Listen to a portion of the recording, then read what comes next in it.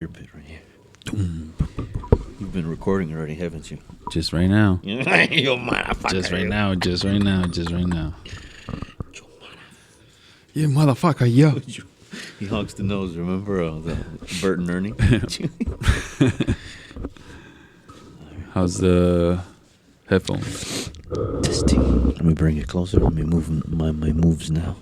Alright, let me do my breathing. Y'all gotta get warm. 80 degrees. 80 degrees. We're in Cancun right now with our feet up.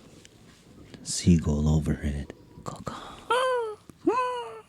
No, that's an owl. Yeah, you're right. Fuck it, there's an owl there too. There's an owl. He's chilling. He's like, man, you know what? I want to be where the warm is, you know? I wonder if they decide. Well, you know what? I like the cold weather. Right. Well, I think there's always, it has to be one. You know what? I like warm weather. And then they turn into a parrot eventually, right? Evolution. Natural They evolution. shed all their, years. they shed their skin and they show, all right, fuck it. Parrot. And they turn tropical. They start liking coconuts. Then they Turn learn colorful. they learn how to talk. They get color and they can talk. And then they get a job selling cereal. And bro, you're set for life. Uncle Toucan. Still living out of that shit. Still living out of that shit. We still pay his paychecks. For life. And then the bootleggers, the Fruity Loops, loops of fruit. Yeah, Loops of fruit. Yeah, Loops of fruit. you gotta fight the bootleggers off. Yeah, it's literally like the throwing the gang Bags. sign down. Yeah, right. They got Flipping bags it. of cereal. That's like human pet food, isn't it? They sell it in bags, in big old bags of cereal. And here you go, loops of fruit. Loops of fruit. With a bootleg toucan Sam. Yeah, right? Or tiger or some type of ripoff. Shit, something like bird tiger. Yeah, that's exactly what's in the box, bro. I'll definitely buy that. That's the cereal I bought. Now that I think about it. Yeah, right? Yeah.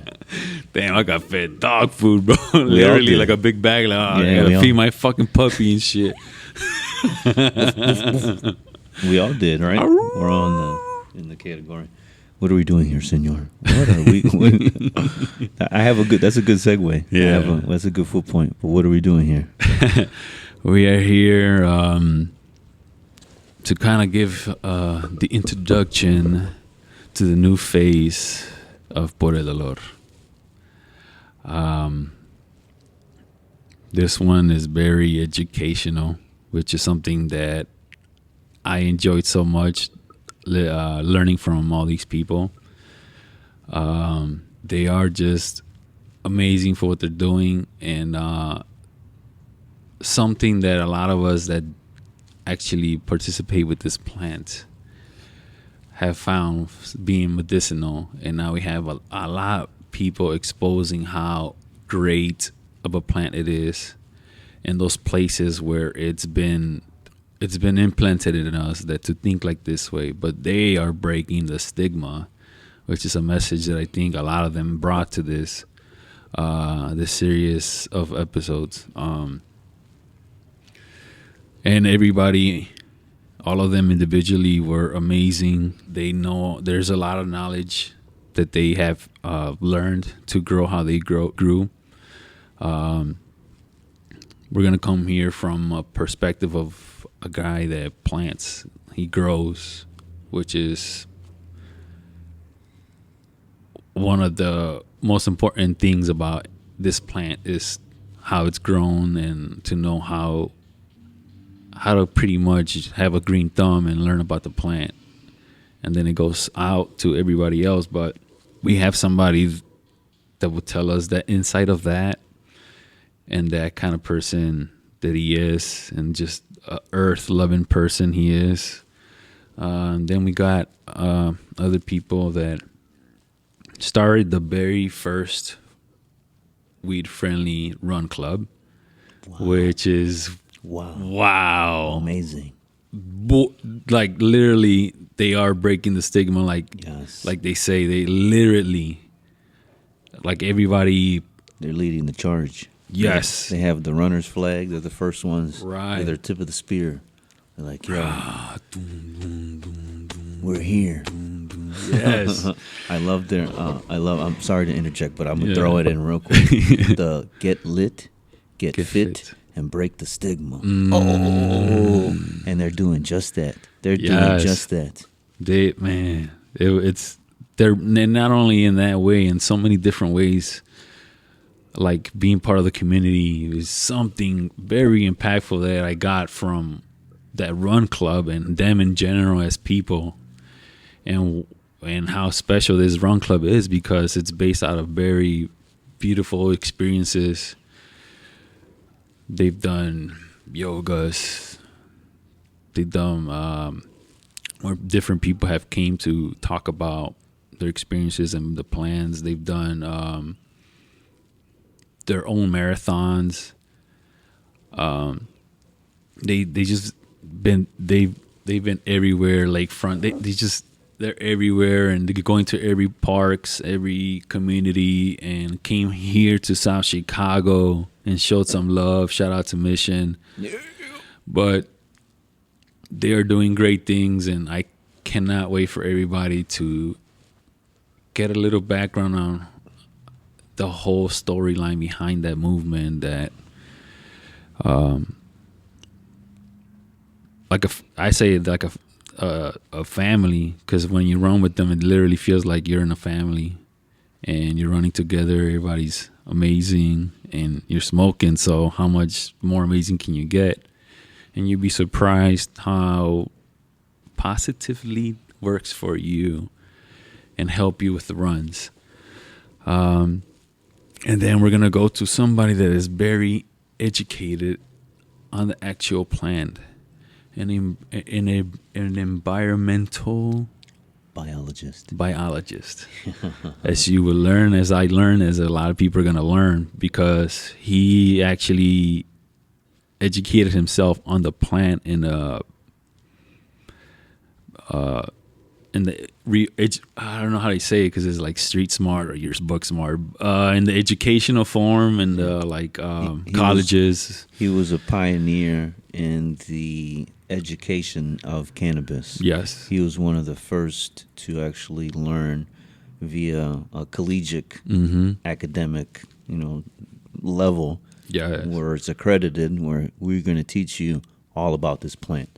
And he learned so much, and he shared his information with us, and I think he blew us all away. Oh, man. That's one of the ones you just, whoa, there's so much information, and there's so much about the plant and the body and everything that's tied in. And what's beautiful is it kind of happened impromptu, or the next series of episodes, we have Dan the Man. We're going to have Carlos and AK. And then Steve the Scientist. So all of them kind of tie in, and we kind of wanted to do a quick intro just because we kind of want to put a little extra shine on them, because if they're the tip of the spear, then we kind of want to, all right, we're right behind them. Hey, wait a minute. Anybody that could benefit from this, check this information out. We got a lot of mind-blowing information tidbits, and if this can help anybody in the mental, physical field, you have people that are leading the charge in that field, people that are business people, educated on the highest levels. Yes. Not just your local dude that, yo, man.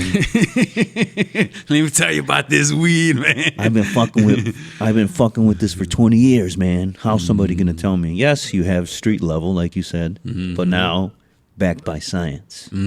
Oh, so it's a blend of everything. Yes. And the whole picture.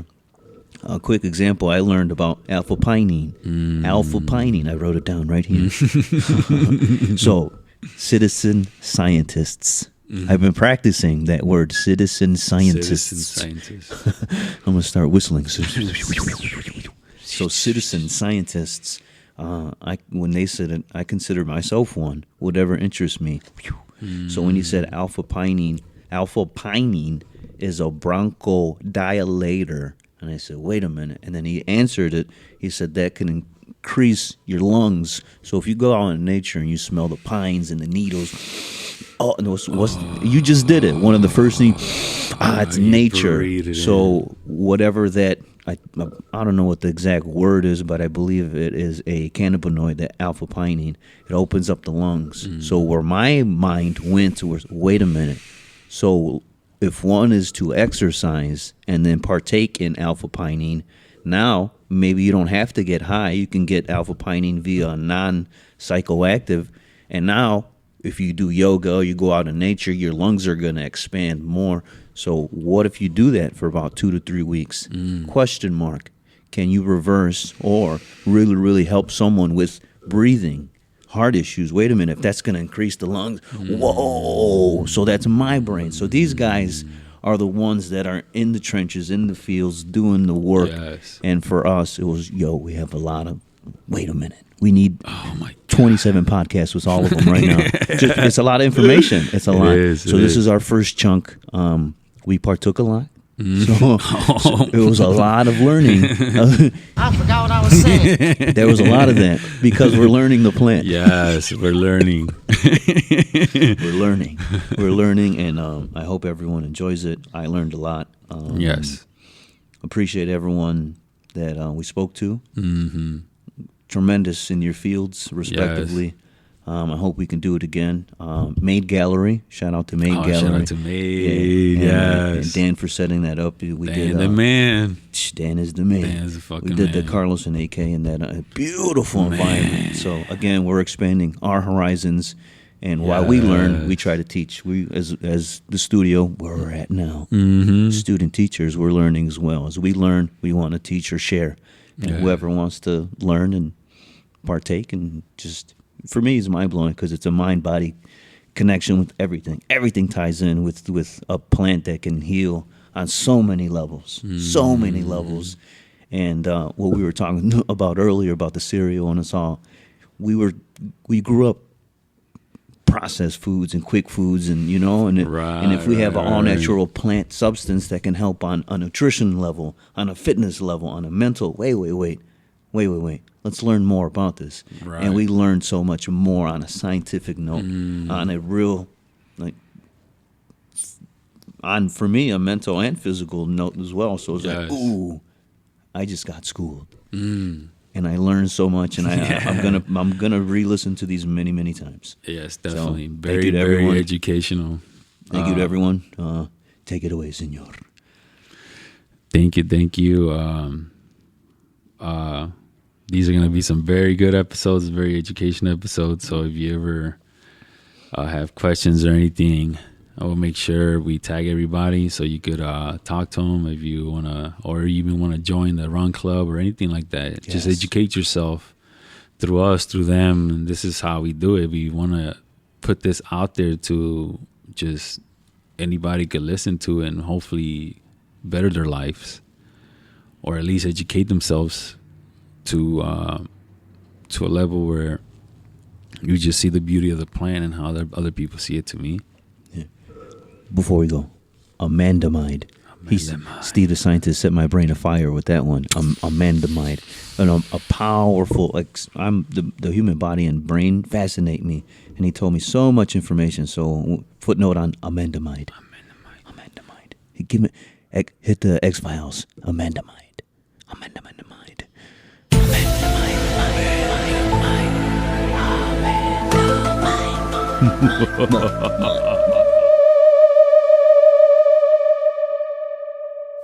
Extremely fascinated as a human about another intelligent life.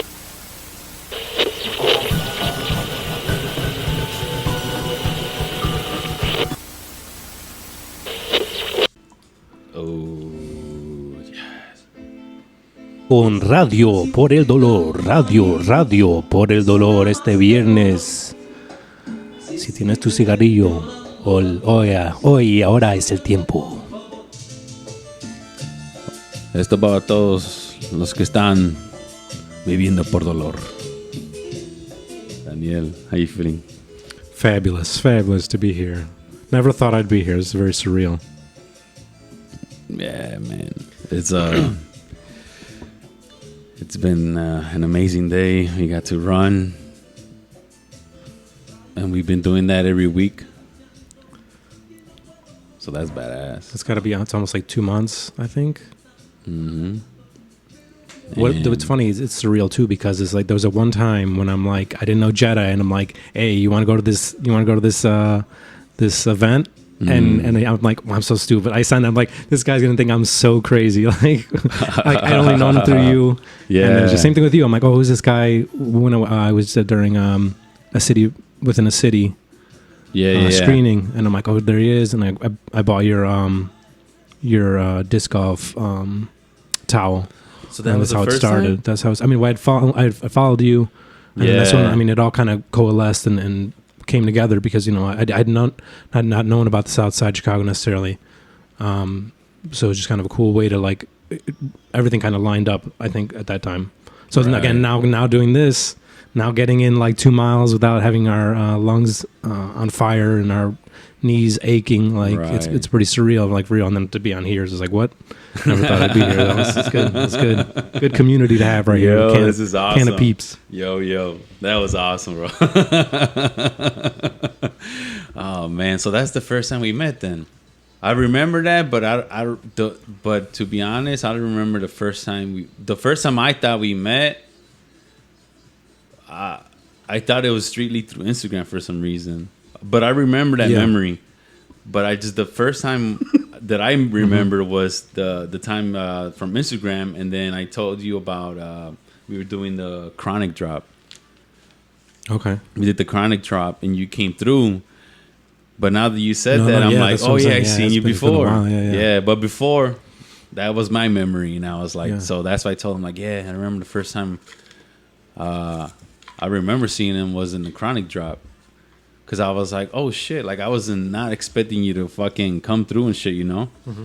Especially because it is like sometimes it gets harder to bring some of the people from the south side or even the north side and come through over here, Mm-hmm. So you were the first dudes that like always came through and showed support and always came to the studio. And again, shout out to Roman and everybody. Mm-hmm. That place is just so amazing, man. It's beautiful. It's a beautiful place. It's a hub. It's a hub. It's a common energies. Mm-hmm. A lot of art.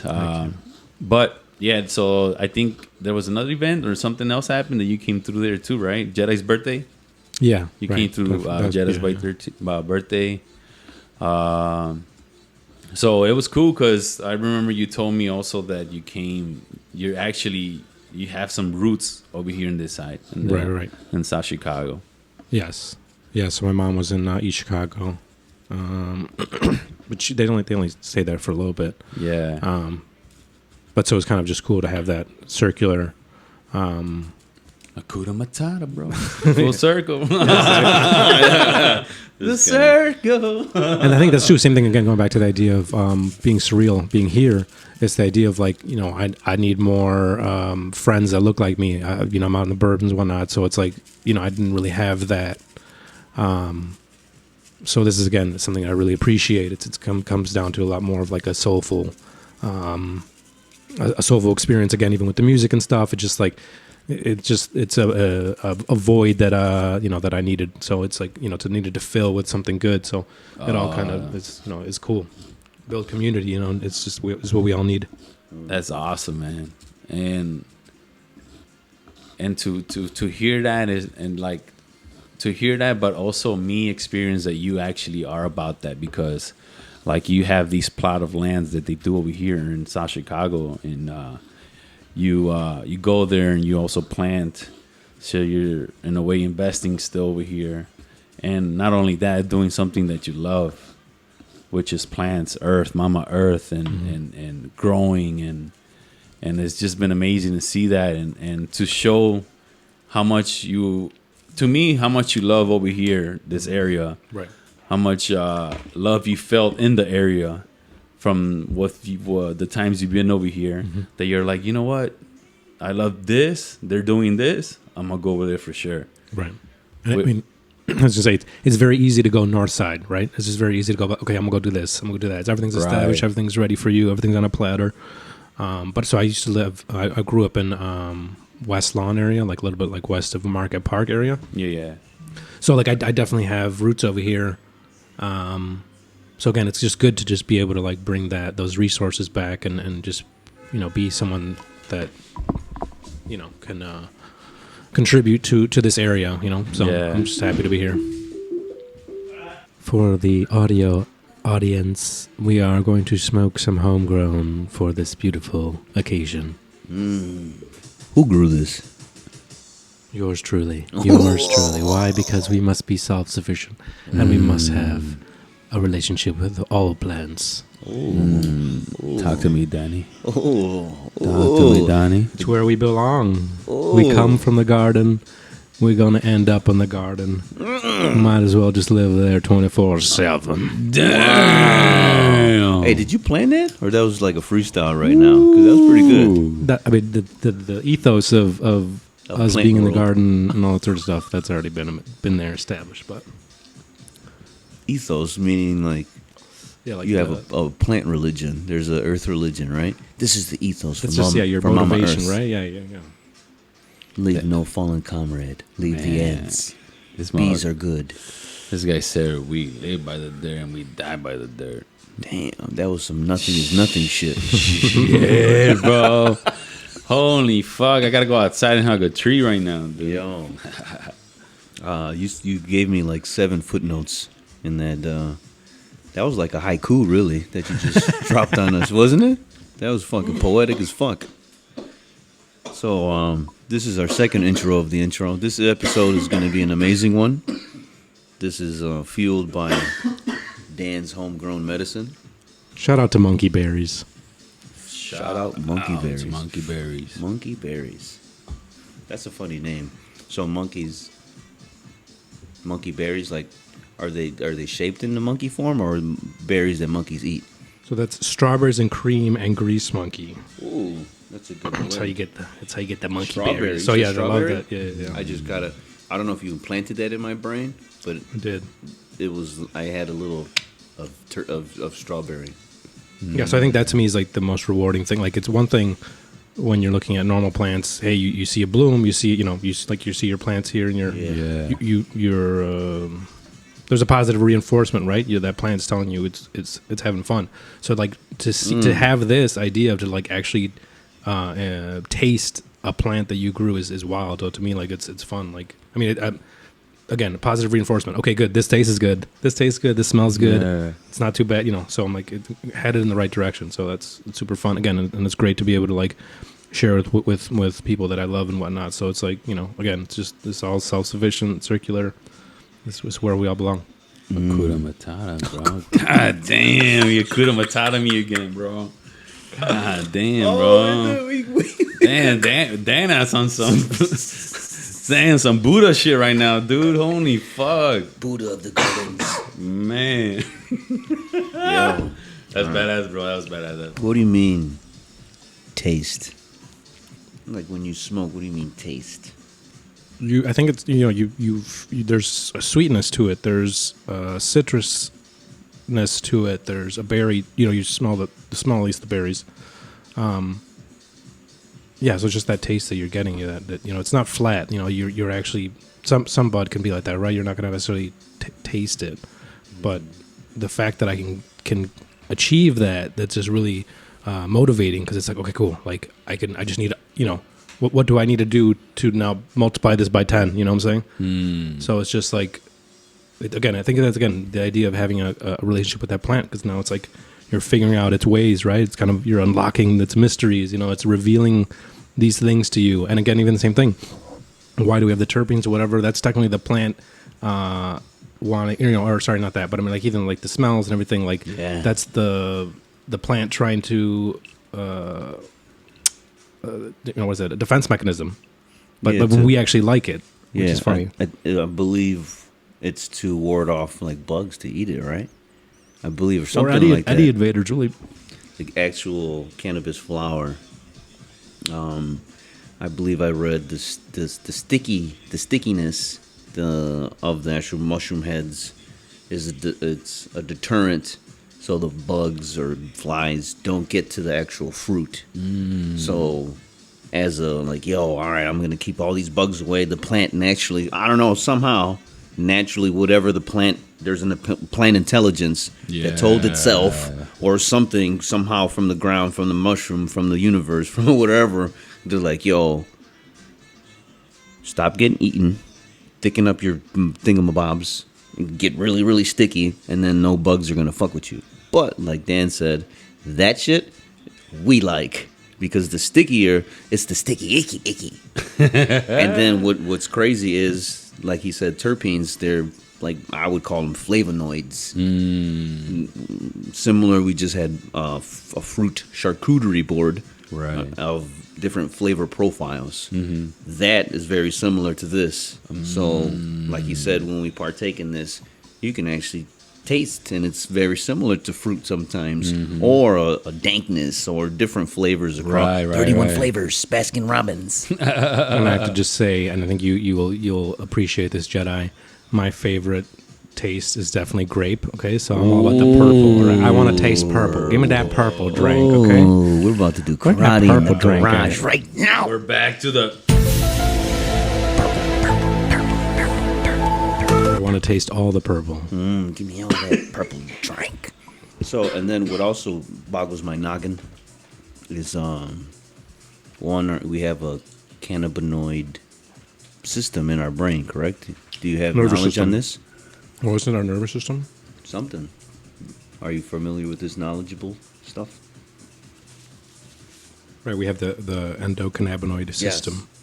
So that's like in our nervous system, I believe. I could be wrong, but either way, we're built to receive the compounds of the plant.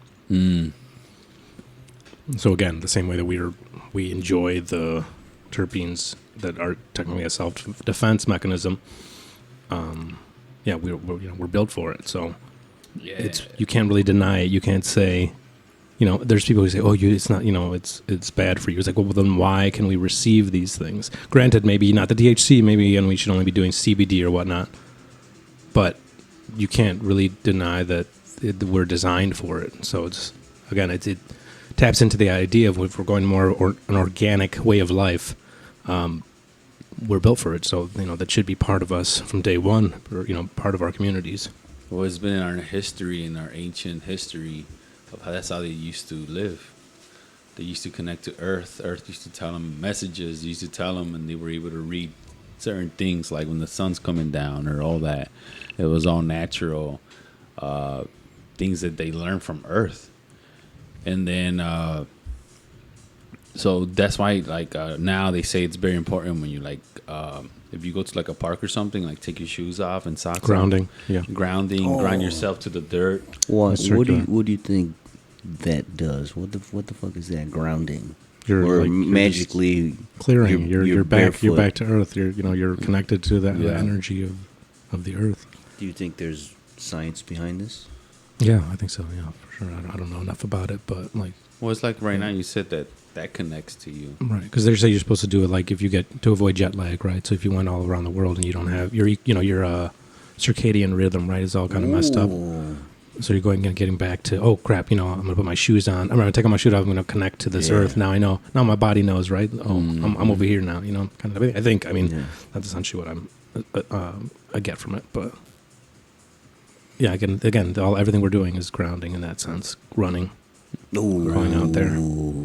Good Breathing, segue. right? Good segue. So my personal thingy, I think to bounce off of Fred, the ancient knowledge. This has been not in only our cultures, in cultures throughout the world for perhaps thousands of years, maybe longer. And used for multiple things, medications. Now, when I'm stumbling across performance enhancers. Before, my belief was if you smoke, that's going to hinder your lungs. That's going to hinder your performance. That's going to make you lazy. That's oh man, my fucking brain's fried, man. This is your brain on drugs. That's at least that was my standpoint of constantly smoking. That's it. You're going to get stuck doing that. But now it's different for me. I kind of like the coffee and smoking before a run. Yeah. I don't know what is it. Cortez said it before. That's in one of the books. All right. Yeah, that's one of the Get you- hacks get in to the kind zone. of get into the flow state, into the zone, and that's what kind of I've been dabbling with when I'm running. I don't feel like I'm running. I really don't feel tired. Right. I'm enjoying the music. I'm getting lost in nature. Today we had a beautiful picture sunset. Oh, my God. It was multiple colors, and I get lost in that. Yeah. And to me, that's like energizing. And then we kind of like hoot, howl, and that's like that's it's kind of weird, but it's cool because I'm not tired, And then sometimes like if my legs feel good, I'm gonna go a little bit fast. It's test. If you think about it, it's the equivalent to painting. I'm gonna test this. I'm gonna do this. I'm gonna do that. All right, let me try this. All right, maybe this. Well, fuck it. Let me do this. So that to me, that's my equivalent, and this. For whatever reason, it's not a major factor, but it's an influence in how I perceive it now. So either it's helping me focus on something or unfocus. But for whatever it is, my results are, I could run for a very long time. I really don't feel tired. And I never would have thought the two would have mixed. So that's like, whoa. Right. And that ties into the cannabinoid system. That ties into the terpenes. That ties into... For the coffee too, there's an interaction. There's a cross, like I don't know what the symbiotic fucking venom. Yeah, Eddie Brock, Tom Hardy fucking relationship. So yeah, I'm even going the same thing, kind of that, and you kind of you were asking about the song and go ahead. Sorry, you were asking about the song I and forgot I owe you one. I said the word. I forgot what I was I saying. forgot what I was doing. This is gonna be. when we were running. You said you were asking about the song, and Freddie is like, "Oh, I can't think right now." And that's all the thing. Also, the thing that happens is it clears your mind, or we're overthinking. We're going a mile a minute in our head, and now it's just like, oh, cool. I need to like make sure I can breathe and keep up this pace. And like I'm trying to like I'll do that two different ways, or different ways is either like you're trying to get lost in the moment, or I'll just try to think of something, like focus on one thing we're talking about, like just any figment thing of your imagination, and just keep talking about it, thinking about it, like and it just helps you kind of just tune everything else out. So it's kind of cool to like when you smoke now, and when you're the way that you've done with the coffee. Again, it's the first time I've been drinking coffee, so it's like pretty interesting to introduce it into running. Same thing with the cannabis. With cannabis, with cannabis. Let me hit that. Yes. Oh, there you go. He said the word. With cannabis, same thing. I didn't realize that. We'll let the people interject real quick. So we kind of jokingly, we said if we said the word cannabis, we'd have to take a bong rip. So again, actually, I'll do a warning. This episode is we're highly medicated. We're after a run, so this might be interesting. So bear with us. Do.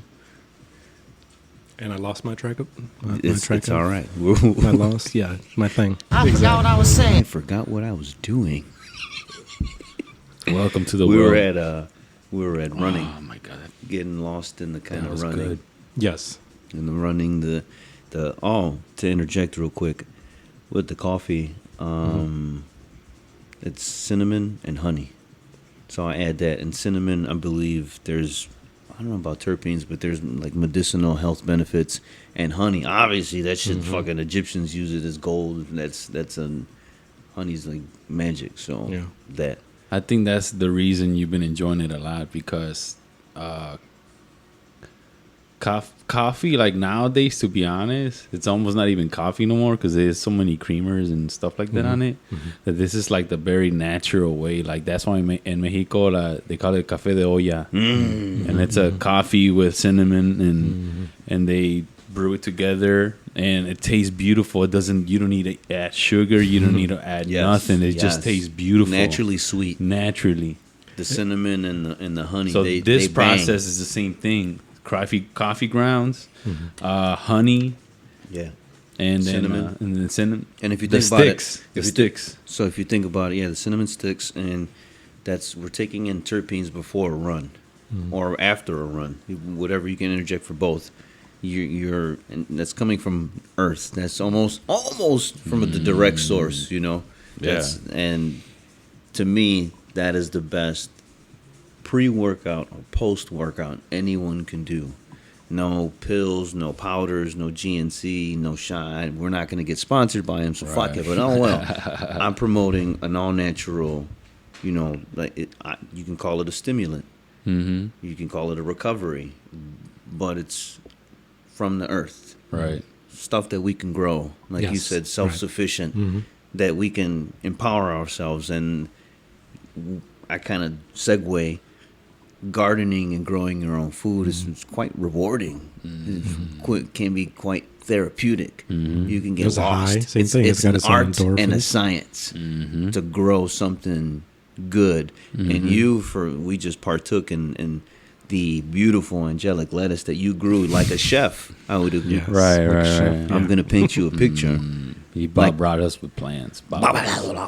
So Just gonna paint some happy little trees. yo, we partook in some happy little trees, boy. Paint all them trees everywhere. Yo.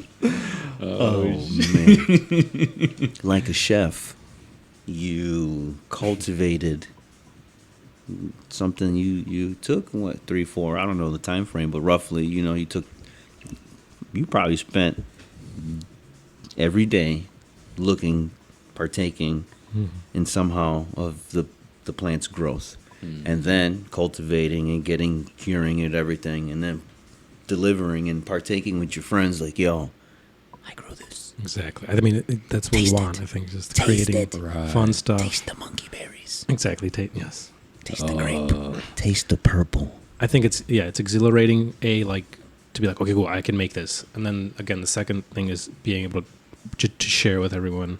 And just seeing like people light up, or like again, you're people appreciating it. It's just fun. It's just like same thing. I mean, if you're doing creating art or anything like that, just being able to connect with people about that, because it's like you can, we're all nerds in one way or another. Like obviously us, it's for these plants, but it's just cool to be appreciated by another fellow nerd. Yeah. Thank you, man. That's the highest regard. Give me a clap.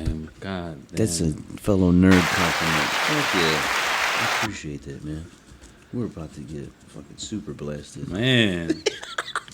That's some good. You dropped some gems. Damn, Man. Danny's on some. I'm telling I mean, you. I got the he's shirt, Buddhist bro. right now, Dropping man. gems, right? Dropping Gems. I appreciate the support from the beginning, man. From the I beginning. think that's the best thing. When you were talking earlier, you're like, there he goes. Yep. There goes Freddy. There goes Voyager. There he is. There he goes. He's from Jupiter. There he goes. And then hear the laugh is, oh, that is his laugh. That's crazy, man. So from your perspective, how was it like coming from, we'll touch base on like where you wanted, like your origins of birth and on this earth, and then, but your perspective from there to here, now you're running with this studio time, you're more over here. What's your perspective on everything? It's beautiful. It's a great view, man. I don't know.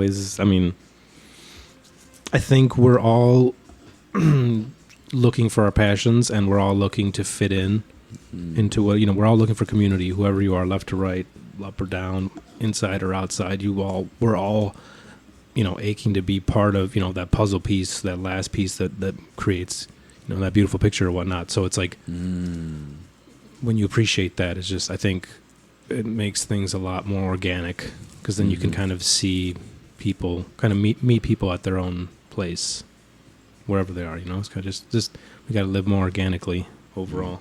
I like that. Live more organically. What is a definition of a plant nerd? Just anyone who's hanging out underneath the tree, man. Anyone who's just going to be like, oh, anyone who's going to like stop and admire the details, right, of the things that are right underneath our feet. Mm-hmm. I have a deep fascination with morel mushrooms. Randomly throughout random areas, they spring up. And morel mushrooms are, I believe in the cooking community, are a delicacy. And they pay like top dollar. I don't know a number of amounts, but I know they're the weird mushroom that almost look like casts that are somewhat hollow. Mm-hmm. They're beautiful looking. And the thing is, randomly in the right conditions, they'll spring up for 1 day or 2 days, and then where the fuck did they go? They go back to wherever. But they're beautiful, and I believe for cooking, they're delicious. And I've tried them, and they're delicious. And Damn. yes, amazing, and it comes from Earth, and that's something like, yo, you can grow, or naturally springs up. But with mushrooms, the intriguing thing is the right conditions, the right settings, and then bow. But if not, no bow. Mm-hmm. No bow for you. No soup for you. Have you ever seen that video where somebody it's like this music machine, and they connect it to a mushroom, and it starts going like giving them like very. Oh, they're hearing the allegedly. You're hearing the sound. Let's say yeah. allegedly. No. What? Let's say allegedly. No. I don't know. I'm gonna say I'm the skeptic on that one. Oh, you're the skeptic on that one? That's yeah. so yeah. Allegedly, that's you can hear the mushroom, right? Mhm. But We're supposed to be the electricity, or I don't know. yeah, I don't know about that one. It's somehow mushroom feeds this kind of fucking frequency that a certain thing plays, and it's fucking badass, dude. I think it might be one of the TikTok things, right? Like, I don't know. Yeah, I think there's a few things that you can test the sound or frequency. You can test, or it makes music. You can hear the music of a mushroom, but I don't know. But you never know. Mm-hmm. It might be singing like whales. I mean, I'm open to the idea. I would like the idea of mushrooms being DJs, but but like the first DJ is Different the mushroom. mushrooms. Yeah. Damn. I mean, they are the ones you want, right? The DJ. I mean, they've got everything. They're gonna, turn you all psychedelic and give you some music. I'm not, I'm not saying no to this idea. I'm down for this, but it's just skeptic of me is gonna say I don't think it's possible. I like the words you used. Mm-hmm. You're a cultivator. What's the process is 3 to 4 months, and then poof, you're gonna share with your friends, and then that can also help someone run better, or I don't know what the terminology is, to focus or unfocus, or it can help you recover from a run or from lifting weights, or before you want to journal, before you want to make music. Mm-hmm. It's so many applications, and you're an earth artist, and you're like, yo, you're sharing this, like, poof. Mm-hmm. Especially some people that I love have noticed that they have better eye pressure, like their eyes feel better after getting medicated, which is pretty cool. Like, that's another anything that can improve the quality of life for the community and the people we love. Like, that's everything. I got a cousin that is legally blind, and he's always had trouble with pressure in the eyes. Yes, exactly. So it's fucked with his eyesight. So he sees a doctor all the time about his eyes, and because in the state he lives, it's not legal. Like, the doctor told him, look, you're obviously doing something that's keeping your pressure at a good point. And he told him straight up, like, I smoke weed. Yeah. And he told him, look, legally I can't tell you do it, but I'm just saying something's But helping you. Yeah. And then my cousin's always like, damn, I wish this place had, like, so he could get his card. Yes. Because shout out to getting your card. Shout out to getting your card. Yeah. What do you mean getting your card? Your medical. I mean, shout out to the states that are, giving you the quote unquote legal ability to grow. Mm-hmm. So getting your medical card, I think it's a good investment. I mean, you could go either way. I'm down for people growing either way like this. I mean, shouldn't have to be us having to get a piece of paper to grow this. Ooh, Oh, what are you doing? Growing lettuce over there? Oh, you growing tomatoes over there? We're gonna send tax money. Yeah. Well, they tax everything. That's a whole nother. No. But just the idea of, like, think about any other plant. Well, these guys are growing daffodils over here. Get them. He said daffodilians. Daffodilians. Oh shit! They're bringing their daffodils. Well, that's a funny ass word. In another world, instead of like, what is it? They kind of blackballed marijuana. It's the devil's lettuce. You know, it's gonna make you go crazy. Reefer madness. Yeah, reefer madness. You know, in another world, in another universe B, instead of weed, it was daffodils. Daffodils make you go crazy. And kids would be like, yo, I'm gonna make some daffodil tea. And I'm gonna go to Jupiter, man.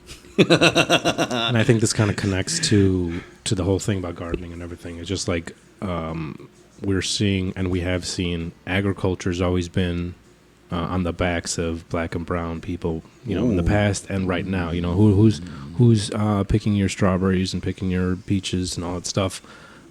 So it just, you know, again, it just shows that the way that we've not been able to have a natural connection with the plant, you know, that it's something that's there to enrich our lives, not, you know, make it hard to live, you know, or just have a challenge. You know, it shouldn't be a challenge or an impediment.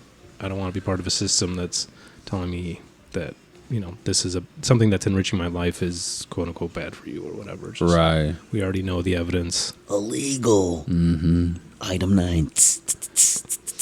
And then again, we're seeing the tiptoeing between quote unquote recreational or whatever you want to call it, and you know, the very illegal side of it as well. Or, you know what I'm saying? So it's just like you're seeing the hypocrisy of saying, you know, these folks are perfectly fine making money off of this, but everyone else, no, we're still making money off of you. Like, Right. you're still part of that hustle. So Yeah. Interesting. And I think it's just to me it's been so labeled so bad, and it's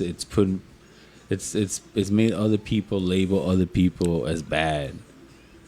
And then sometimes you get stuck with that mentality of, oh, you're doing bad, you're doing the bad thing, what are you doing? That's some devil shit, like all that shit.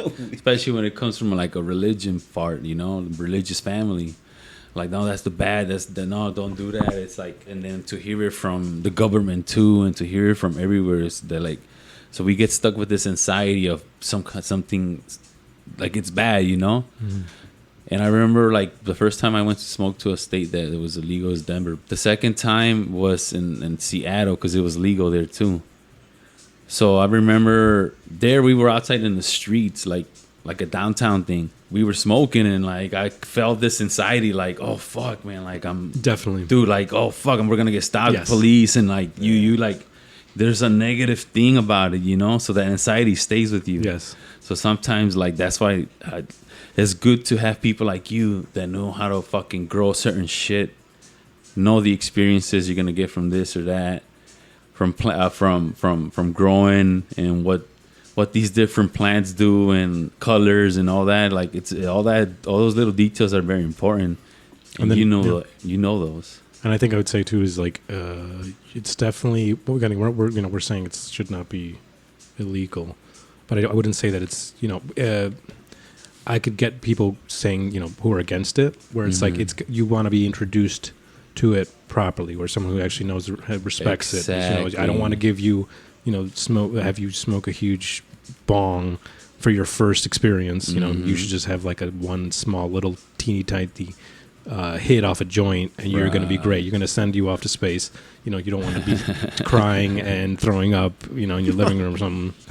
Don't want to see the aliens coming or the police or anything like that. So it's just all that, the anxiety. I definitely understand where people's perspective are on that.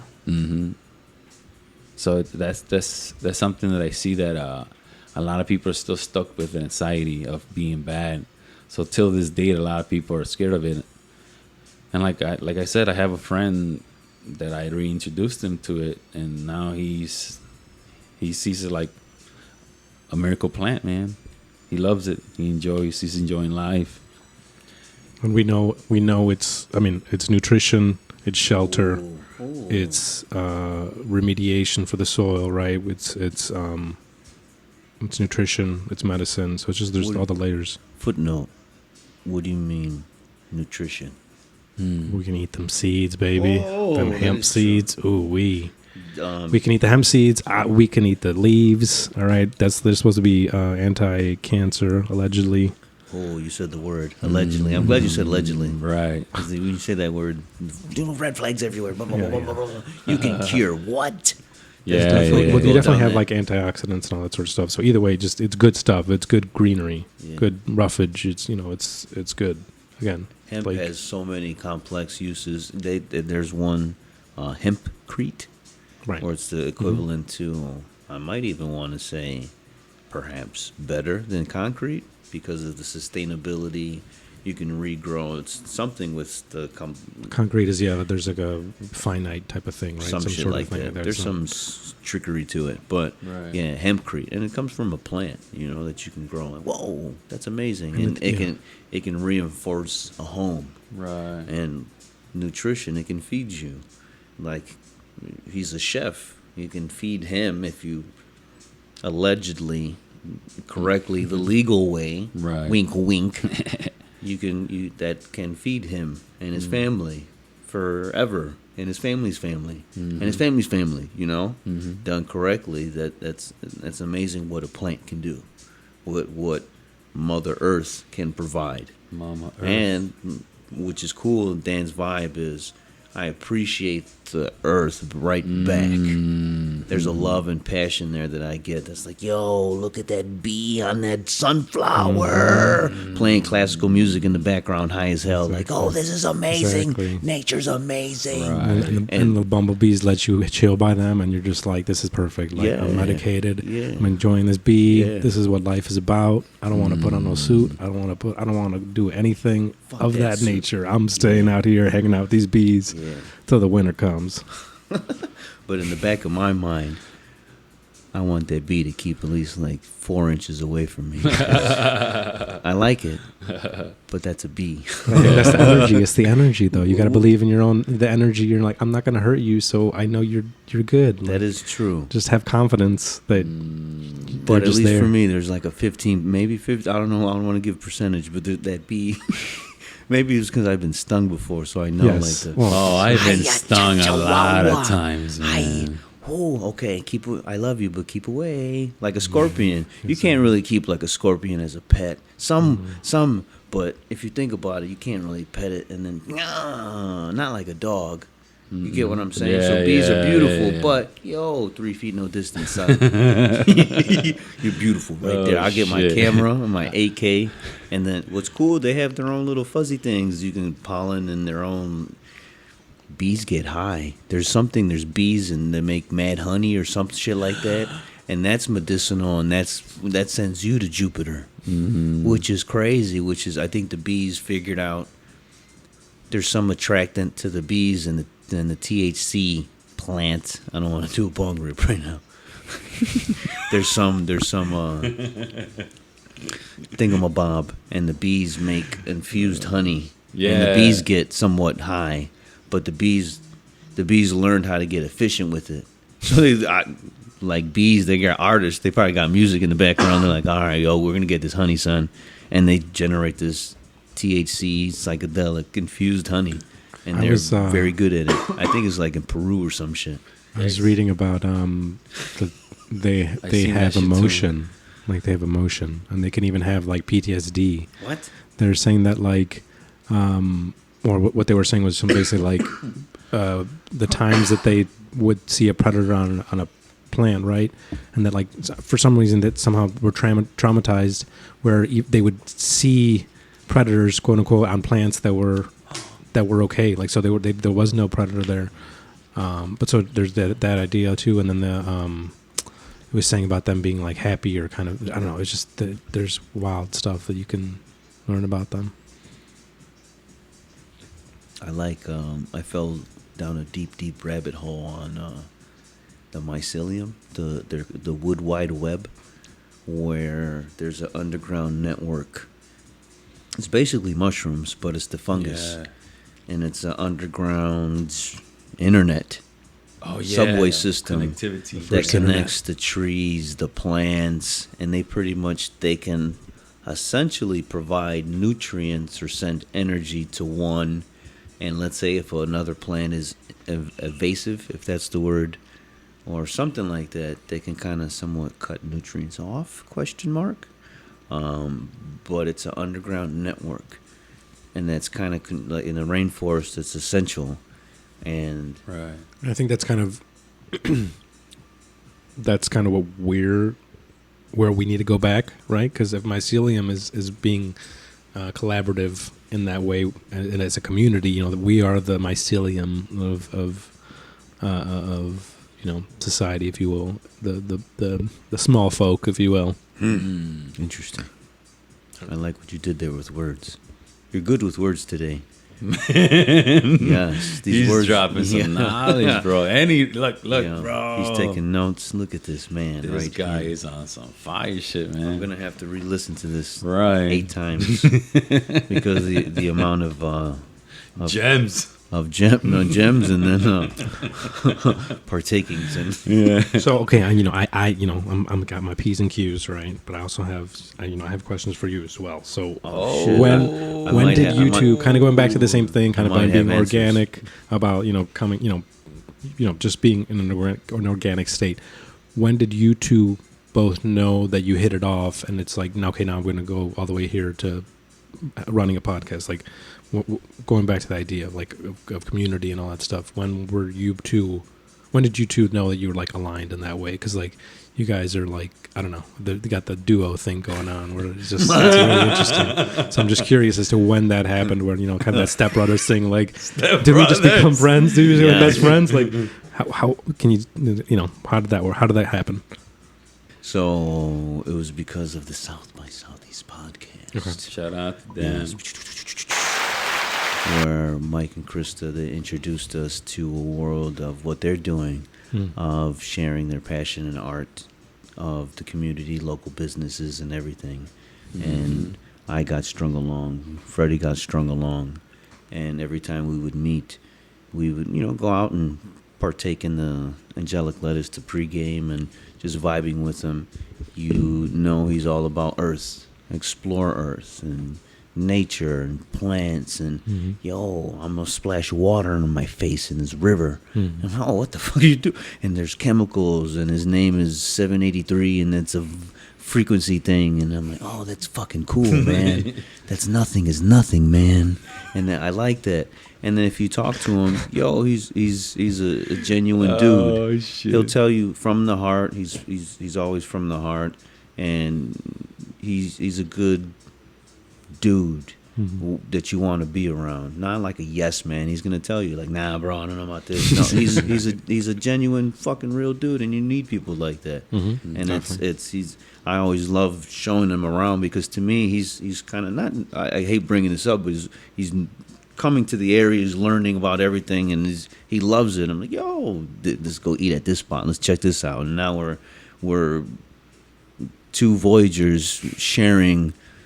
We're two chefs sharing like each other's interests and passions, and because of the main podcast, we kind of were on the same. We were just sparked and energized by it, like, yo, let's continue this. For me, it's I always outlets like it's a passion. It's why does like Cosmo? Why do you get up and make music? Why do you get up there and have the balls to get up on fucking church and play a violin? Where does that come from? I'm fascinated by that. And listening to him, like, oh, because I have a similar fascination with, like, different shit. Main thing is, like, fitness. There's multiple outlets. There's multiple thingamabobs. There's multiple brain cannabinoids when you run. There's multiple when you paint. So we're kind of on the same vibe, same frequency. So to me, at least, we're on a quest of learning and finding different vibes and different outlets and different passions. And and for me, I want to kind of, I'm interested in all this. Like, I want to do. It's sparking my curiosity and energy, and like, my creative flow. And when I'm running, sometimes that's what I think about. And then, oh shit, that's fucking 2 miles, and I was thinking about in my head. Exactly. That's 15 seconds, but I'm like, oh shit, look at my time, and it's crazy that I don't know if everything's interconnected, but it's the coffee and caffeine and stimulant and thinking and brain, and therapeutic, and this guy's on the same vibe. We're like, yo, let's see how far this fucking goes. And here we are today. Eating fucking fruit and mango and THC terpenes and dabs at 550 degrees. Fuck. Pizza. Yeah, fries. Oh man. Bong rips. Fucking coffee. Yeah. Gatorades, water. Beautiful. This is Man. a whole experience. Well, if you think about it, this is like a communal thing we've been running Yes. consistently now. Good segue for you. You've been running. You've joined a running club that actually has a pregame based around a certain word. It's a communal experience where the vibes aren't timing. Yo, you run for speed or anything. No, run as a group. Go. Definitely. So, do you want to expound on that? You're talking about our club? The Your three club, of us? You're running. No, your other secondary running club. It's everyone's club, okay? It's everyone's club. If you know both of the founders, you know that they wanted to be everyone's club. No, I'm talking about Runner's Eye. No, yeah, that's what I'm saying. Yeah, so shout out to AK and Carlos from Up Elevated Cocktails. Yeah, shout out. Again, like I'm saying, it's been everyone's killing it. club. It's everyone's Right. club. They want everyone going on over there. No, but it's been great. Again, just as that idea, the idea of community, the idea of flipping cannabis on its head and saying, no, we're flipping the narrative is right. They're trying to destigmatize the plant and show real manifestations of what a positive cannabis community is and looks like. So I think it all You just said kind the of. word. Oh, I'm sorry. Sorry, I am sorry to I'm ready. interject. Where's So that sorry. lighter at? I am sorry to be a jerk right now. You said it. You said the word, Bob. So I think one of the things that I've been doing. Do you have a lighter? Yes, I is, do. I have your later. I want all the role models. So like that, they're definitely role M&Ms. models in that idea. Same thing with you guys here, role models, because it's like you're helping me add miles to my repertoire. I'm really happy that I can get to about 2.5 miles without having a stop, and rather having my lungs start to go on fire or whatever. So it's just cool to be like, oh, okay, no way, like I can like smoke a bunch of joints and then do some miles and be good, and then smoke some afterwards, or some CBD as you like to do, and get that recovery. Footnote. Like it's just fun. Like it's good to see where we can take it. So I really love what they're doing. And what you guys are doing. It's all just synergistic. We're all like I'm talking about frequencies. Like everyone who is interested in that plant is being motivated by all these organizations and all these people, all these actual manifestations of what this plant is about. Yes. So it's just fun to be like, oh wow, you're meeting more of your people. That's beautiful. And then something that I admire from you too is that you're Yes. you, like me, are a Voyager. I like Voyagers. I like people that go out from what they're used to. Mm-hmm. You've traveled from up there all the way down here. Yes. But it's nothing to you. Nah, man. To you, it's yeah. the experiences and everything that happens over here, and all this. But you want this energy to be part of your energy Yes, too. That's it's all how part I of the see repertoire. it. Yes. It's So part you of- surround your people with a bunch of good energy, and you keep the rotation going, because it keeps making you feeling better and better. Keep going. And you just feel good, and you're in a good place in life, and everything's hitting good. Hell yeah. Because you know how to maneuver your life to keep that positive energy. Yeah, You know? keep aligning with all those people who are emitting that frequency. Just Right. like, this is what I want to hear. Right. This is Mm-hmm. the positive reinforcement that I want to see, just like I'm seeing in all my plants and all that sort of stuff. So it all just really is very circular, and it shows that. Yeah, and so that's the reason that I love that you're like a Voyager, and you go here, you do things here, you go there, you go the west side, you go everywhere. Do man. the same thing again. And this is kind of part of like I think my mission, but just stepping aside from that, we live in an incredible city, and like people come here but pay big money and like wait and have to like travel here on their vacation, but we get to live here. Whether it takes me 2 or 3 hours, whatever amount to get back to get to the city, like this is a great place to be. And like no matter where you go in the city, it's just a different world, different culture. It's just like so fun. Same thing, being out by the lake. It's just the idea of like really gozando la vida, you know, sacándole todo el jugo, sacándole todo el jugo de la fruta, you know, taking out all the juice of fruit of the life, you know. Oh, para español. Right? Like it's just like, oh, it's just like you. This is a great city. You can looking out, smoking, exercising. Like it's perfect. What else you need? What else you need? Right. As a young boy, I'm sharing an embarrassing moment in my life. Well, not moments, because as a young boy, a deep fascination with life and everything, plants, bees from a distance, flowers. I encountered a magical fruit called the mango. And as a young boy, I would devour said mango. And as you know, the mango is like a very fibrous fruit, and it can get quite sloppy and messy. Yeah. Extra sloppy. And Turkey. as a young boy, I would devour a mango like in 47 seconds. Heck yeah. And it was just like the Tasmanian. I just gotta take a shower afterwards. 'Cause it's just You would like, need, yes. But to me, that was the most delicious fruit ever made on this period. fucking That's planet. it. I don't care what And anyone says. and when it's ripe, I swear it's like delicious sugary crack that comes from a natural plant. And oh my god! We partook in some earlier. I like it with lime and a little the tahini. Tahini. Yeah, oh, it's delicious. Fuck and yeah. then for some reason it blends with the angelic lettuce. It blends somehow with the brains and the flavors. It's a flavor enhancer, like what's the coffee and perfumes. Somehow that's like a neutralizer. But myrcene. Yes. It's that myrcene. What's the word? Myrcene. What that be? Myrcene. Can you dive? That's the terpene that's in mango. Oh, So again, so that's the same thing. You know, beautiful.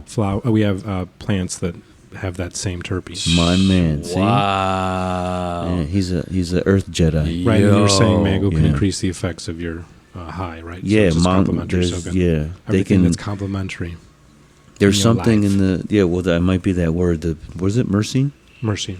That interacts that can enhance the high. Yeah. That it can enhance blah blah blah. But naturally, just the fruit itself is just to me that's my favorite fruit ever. I Oh, think it's definitely, a same gift thing. from the gods. May I give you a little tidbit about the mango? Please I do. mean, this is my thing. Okay, so back in high school, I had the idea of making mango ice cream. Okay, shout out to making mango ice cream. I highly doubt you guys Shout out try to it out. It's sherbet. It's kind of like a sherbet type of thing.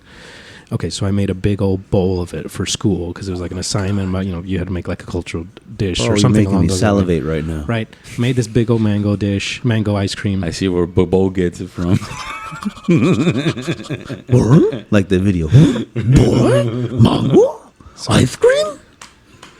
I make this beautiful creation, and thankfully most of my classmates don't want to eat it or whatever, or there's still a lot left. And I'm by the end of the class, I'm like, yes, all this mango is mine. And I'm like, cool. And then they go put it away in the teacher's lounge. And then to my dismay, okay, it's coming. The bell rings, and I get back over there. And I'm like, oh man, I'm gonna go get this mango. I'm gonna enjoy it all by myself, right?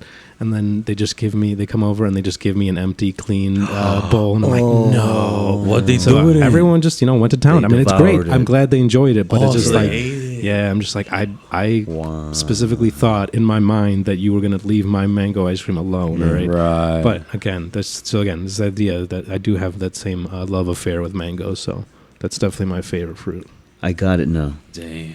I remember the original question. Right? Where how we met? How does it click? So I said my story. We went on a tangent. This is how this works. for sure. Again, this is gonna be. Well, this you is can chop gonna it be. up. You can chop it up, No, so or you can. You're this in is it. gonna be You're in it. beautiful. You're in I it. already know this is gonna be magical. We're gonna have music. We're gonna have sound effects. We're gonna have glitter. We're gonna have mongos everywhere, Yeah. bro. We're gonna have fruit everywhere, Bro. Fruit ninjas. What was the question? How we met and how I gave my Oh, the answer. Now- question was. yeah. I the forgot question what I was doing. How did y'all know when you clicked? Like, Oh, yeah, there you go. yeah, like Yeah, we can do. We this is a fruitful friendship, if you will. You know what I'm saying? Now I'm you a- have. I'm a- I I'm want a- because I want to know. I want to know his answer too. Now No. because again, let me interject. I respect this man's opinion, his vibe, and I love his perspective. So I always ask him questions. You know, hey, what do you think about this? What do you think about it? What do you? And he'll give me a good, honest question. I like it. I don't like it, and then I like the rawness, the ODBness. I'm gonna tell you the truth. And from what I vibe, my vibes, I trust his word on a good chunk of everything. So I love hearing this man's perspective. Oh man. And his intros. Oh yeah, footnote. We got to give an intro at the end. But I remember the first time I started a podcast. First of all, we smoked. We were outside smoking. Then I think we smoked my homegrown shit. Shout out Circular, baby. circular, and I was a Hakuna chef, Matata. and I was like, smoke this shit, smoke this purple, son. Yeah, Taste bro. the purple, taste the rainbow.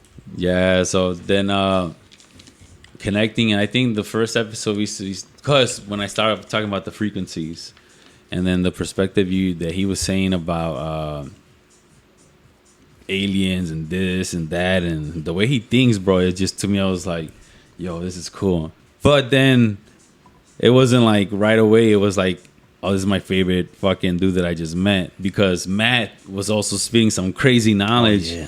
Him and Matt, when they start spitting books and quotes and shit like that, I love Matt. I'm fascinated, bro. Oh shit, Matt. Shout out, Matt. That one's for you, Matt. That one's was for you, for man. Like Vin Diesel. Yeah. Oh man. Yeah, But we would exchange words and go at it. Everyone, like Wu-Tang, everyone has their own talents. right.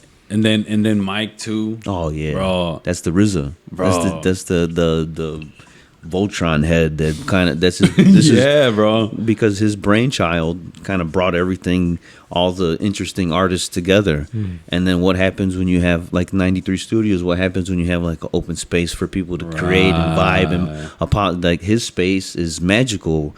His spot that we created it goes musical generations. They make music and beautiful. There's so much.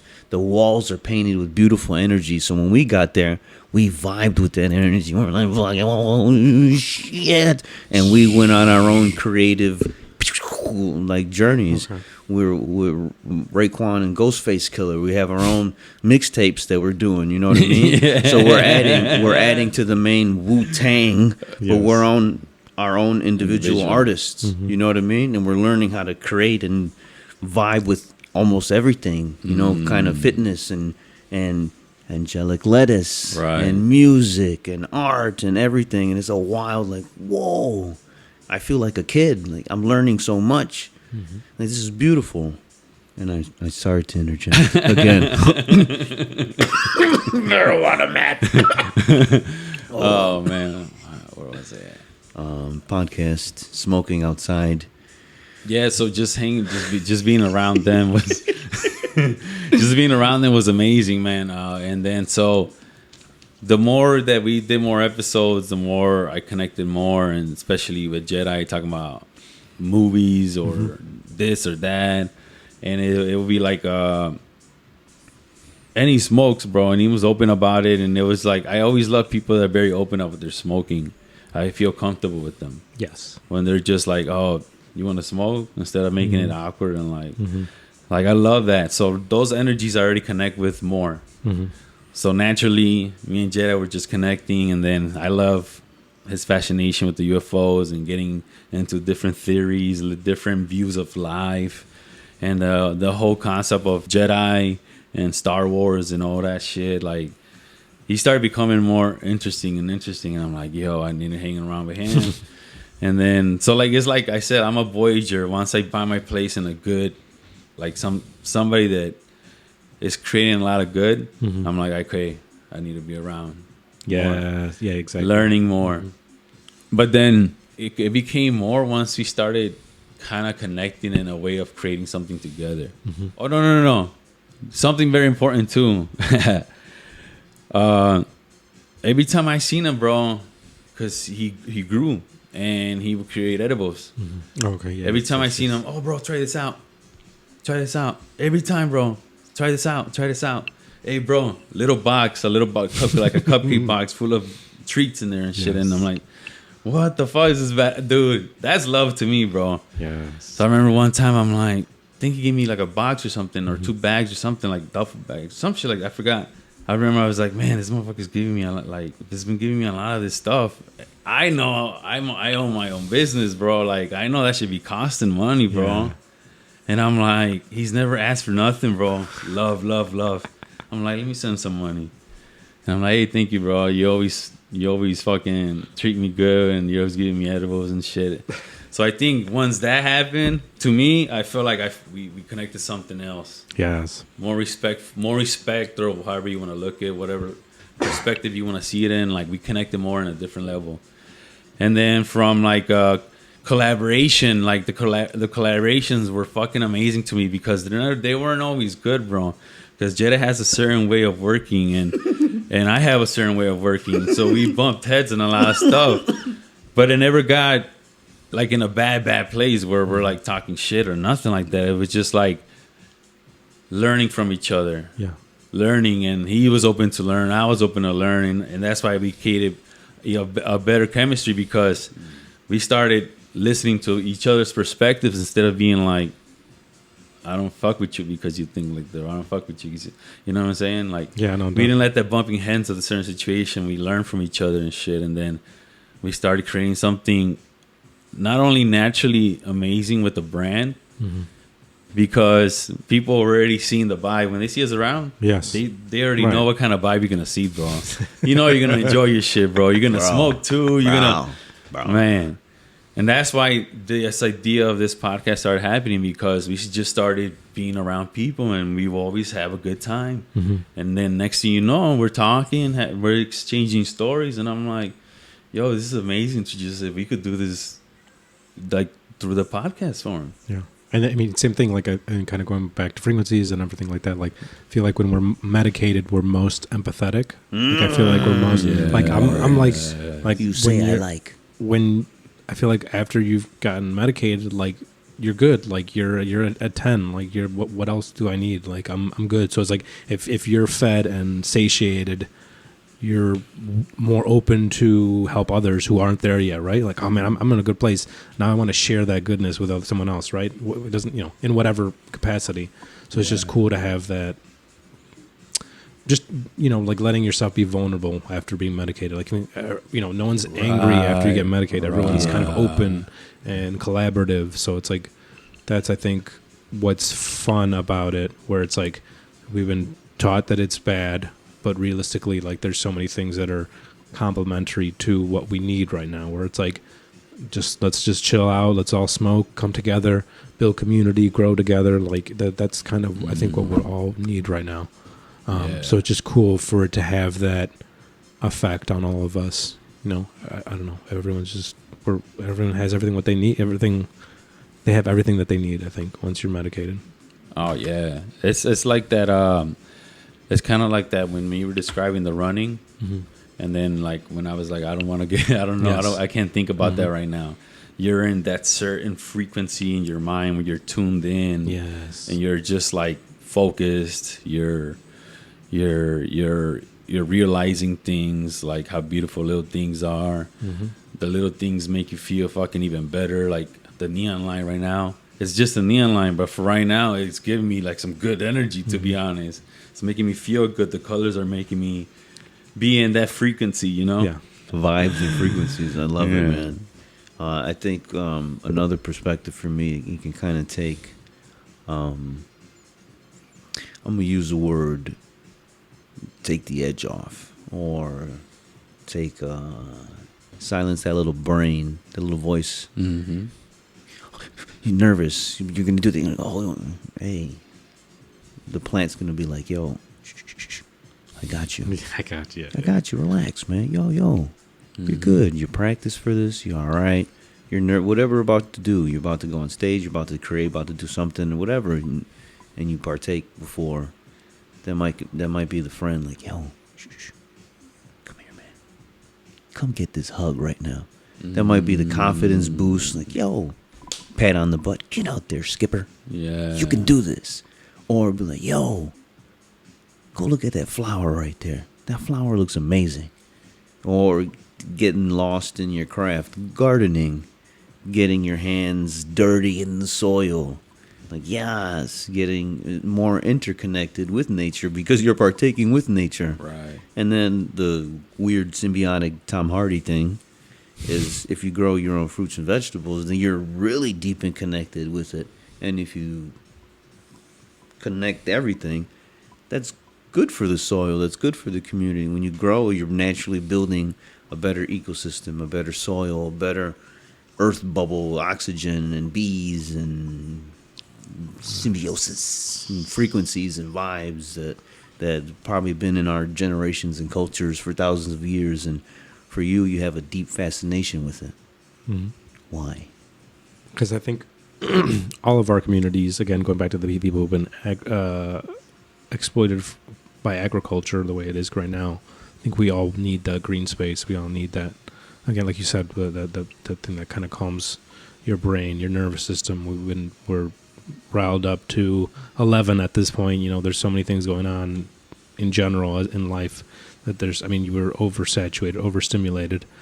So what better way to do that? Again, go back to what you said about grounding. Is like if I hang out underneath some trees, listen to the sounds of the birds and see that, like you said, all the details, it kind of brings you back to square one. Now you're able to like deter or, just get away from the things that cause you anxiety and restart, say, okay, cool. Like I'm in a better place because of this. And so just, again, going back to the thing, like us running every week, generally, yes, you could get that like fresh oxygen almost, you know what I'm saying? You're just like, you're good to go. Like, ooh, I like that, what you said there. Wow, you are a wordsmith of words today, my friend. God damn. I'm going to throw you some flowers your way, purple flowers, right in your face. Poof. I like what you did, which is crazy because it's a weird, you're connecting on multiple levels. You're growing, you're partaking, you're helping community, growing, healing. You're like a weird Earth Jedi shaman, Right. Same thing. And going back to green spaces is, what do you see in the south side of Chicago? We see that they've not had historically proper green spaces. So that places are suffering from higher temperatures. It's just all asphalt and concrete. So it's like these places are craving that. So it's just all that idea of where it's like we appreciate this. There's all those other people around here that in Chicago that appreciate it too, and just kind of got to tap into all that and build on that, because I think south of Chicago needs all that love, all the greenery. I'm really glad that we're so close to Urban Growers Collective. Oh, that's good segue. Shout out to good segue. them, man. But wait, yes, the rock stars, Urban Growers Collective. I have to interject Rock real stars. quick. That was a good politician answer, my friend. Ooh. That was a good, but I want to know you as a human. You, Dan the man, Dan. Whatever your full government name is, I don't want to give it out. But you, as a boy, as a human that came on Earth, why are you deeply fascinated, like, with nature, with the plants, and you personally? We're nature, man. I don't know. That's where I want to be. That's just like I guess to me, it's like, in general in life, we're seeing all these systems, right? To me, I imagine this like a wasteland, and there's just these robots. No, it's not a wasteland. It's a jungle, and there's these giant robots, these giant mechanisms. Whether it's the war on drugs, whether it's all these giant mechanisms that have like people in this system, right? So I feel like that's the world we're living in. So like, where do we retreat to be away from these systems? Where do we go where we're wanted? Where, like you said, Pachamama, Mother Nature. Where do we belong? So it's just that idea. It's like we just need to get back to square one. We need to get back to being appreciated by enjoying the matriarchy, that sort of stuff. Like you gotta appreciate that. So to me, it's like we're all going to be soothed. We're all going to be healed. We're all going to be in a better place when we tap into that idea of being in the space that wants us. And who gave you that idea? Was it like, did you see your parents gardening Yeah, as the kid. community aspect, like we're all in this together, like because that's to me, to us at least, that's a unique perspective. One that I love, but it's I like it, but it's, I guess rare, purple unicorn rare. Yeah, purple unicorn. Yeah, I don't know. I guess it just. So like my mom is a teacher, and to me, like I feel like I got her humanities from her. Like so, I feel like that's where my empathy comes from. That's where my like. I'm not selfless. I don't want to pretend that I'm like whatever, but like that urge to kind of like be tried and true, if you will, right? You want that's what we need. Another right? word, a humanitarian, right? Sure, yeah. Respect for everything. So I got that Right. exactly. Yes. So I mean, it's just to me that seems like the easiest route. It's not. It seems and it feels hard, but that's like the easiest route. Like, oh yeah, we live in harmony. We should all live like in this because we all just crave that community. So while it's hard, but again, like so is running. Like I feel like you can train yourself. And again, going back with cannabis, like I feel like that can help too. Where it's like, okay, now you're gonna oh man, pack it. Did you pack it though? Yep, it's still good. Cannabis and running. Oh, I'm at you. Fuck, I said it. Damn it! I already lost my train of thought, man.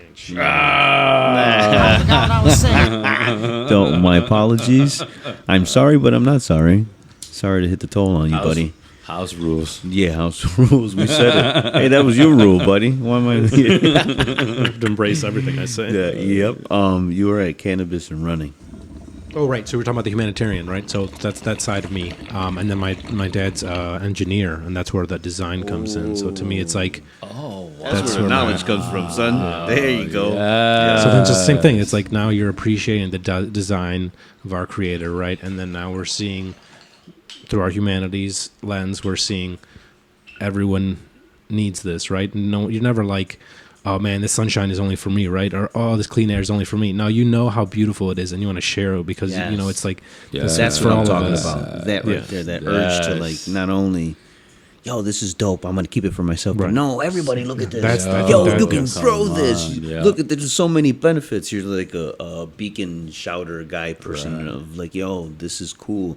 This can help you, help me. Yo, we can all do this together. Exactly. And if we do this together, we all benefit on a multiple level. It's a weird, I don't know the word, but double XP weekend multiplier. It does. It's a weird effect. It can help multiple people. If you think about it, if you have one good grow area, that can feed a whole community. One or two spots. Okay, we'll use us for example. If you have one or two spots, good segue. What's the name? Urban Growers Collective. If you have two spots, or give Yeah, me they a got good, multiple- I'll give they you a got multiple scenario. spots, How many but, yeah. spots would you need to feed South Chicago? Oh, I don't know. I mean, a lot. I mean, you would still need a good But amount. it's possible, I would right? assume so, yeah. I mean, I don't, yeah. So if you have certain spots you can grow, essentially in areas that are food deserts, you can grow good, nutritious, healthy food for essentially low minimum cost of zero if you do it in a certain way. It's a community. Which is wild. You take any community and you can not only feed them physically but mentally because you're feeding them nutritious. You're feeding if you're Right. doing it in a hydroponic manner. That's a healthy, clean water, regenerative community aspect and the nature aspect, and you're getting vitamin K, vitamin this. You're getting nutrition. You're getting some of the best straight from the source. Plants, veggies that feed the brain, body, that make the brain move and feel great. And when you do that, you're on another level. And to me, it's to see that, my perspective, you coming in and having this like fascination with nature and everything. Oh, I like this. Let's see where we can go, my friend, with all this. Yeah, because I have a deep fascination with plants myself.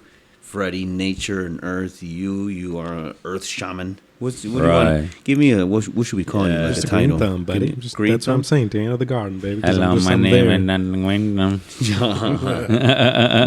I'm green thumb, purple thumb. What are you? You a brown thumb. Yeah. That's not good, though. No. I gotta cut that shit out. Caquita. Oh, God's sake. I don't want this. Nah, come on. No, I will keep it. I mean, shout out to Worm Poo, maybe. Shout out to it's nature, man. Shit happens. Now you want to be orange? But I think this is a good segue. Okay, this is gonna be a good segue. Okay, this is kind of also part of what motivated Again, me. magical DJs, baby. I'm fucking Don't Captain worry. Planet, bro. I'm all the colors, bro. All right, got you. Earth, fire, water, air, earth. Oh yeah, I already said Earth. I am Captain Planet.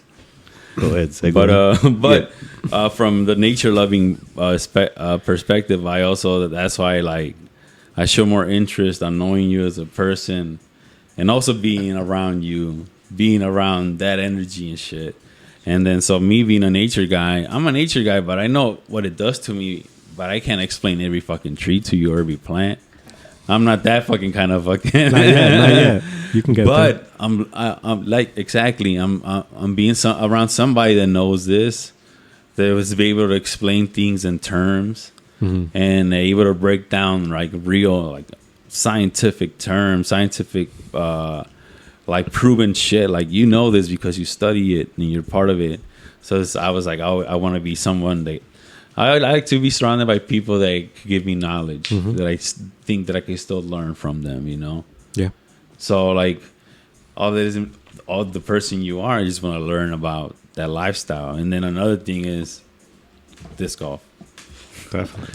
I guess the same thing. Going back to the same thing about green spaces, like that's another way that I realized its effects. You know, so you can just go over there. Obviously, this is going to be the going back to the symbiosis. It's the greatest sport if you like the angelic lettuce. Okay, so that's definitely the best sport to go hang out and do that. So for A, it's a safe space to go consume. B, you're gonna hang out, you're gonna bird watch if you want. C, you're gonna go do some cardio, right? You're gonna go do some hiking. Right. You're gonna do some exercise. And fourth, you're gonna hang out with some buddies. So like it's just it's just fun. Like it's just it's just another way to have a nice pastime. You're seeing again, even us in the area of Illinois, we're blessed with like so many good courses, like award-winning courses. So there's so many different courses all around us. And then even just wherever you are around the globe, there's so many around. So no matter where you're visiting, there's always going to be some chains for you to throw. So throw through. Hell yeah. So I think that's the same thing. Just kind of like shutting off the world, being with nature, hanging out with your buddies, building community. You know, those are the tools you want to have in your repertoire. You want to have these type of people. You want to do that. Going back to what you're saying about being a Voyager, it's like you want to fill it with experiences that you're gonna remember, right, for a lifetime or whatnot. Like that's exactly like it's when I started being around you more. That's the kind of energy I got. And then when I learned that you played disc golf, not only that, but you're invested in it. You got to. Once you buy the backpack, it's it. No, actually, once you get a hole in one, it's it. It's forever. It's forever. You had a hole in one? I've had two. No. One in front of audiences, during a tournament. Damn. Yeah. Holy shit. So that's what I'm saying. Once you do that, it's like, the endorphins kick in and you're just like, oh yeah, I'm going to do this forever. Like I want to catch this high again or whatever. So it's kind of fun. So in a way, disc golf has some kind of competitiveness to it. Mm-hmm. So that's another benefit from it. So not only can you play for the love of it, to be outside and everything, but also it's competitive within yourself. Mm-hmm. It's competitive within others. See, a lot of people use the word competitive and they already think negatively. Okay.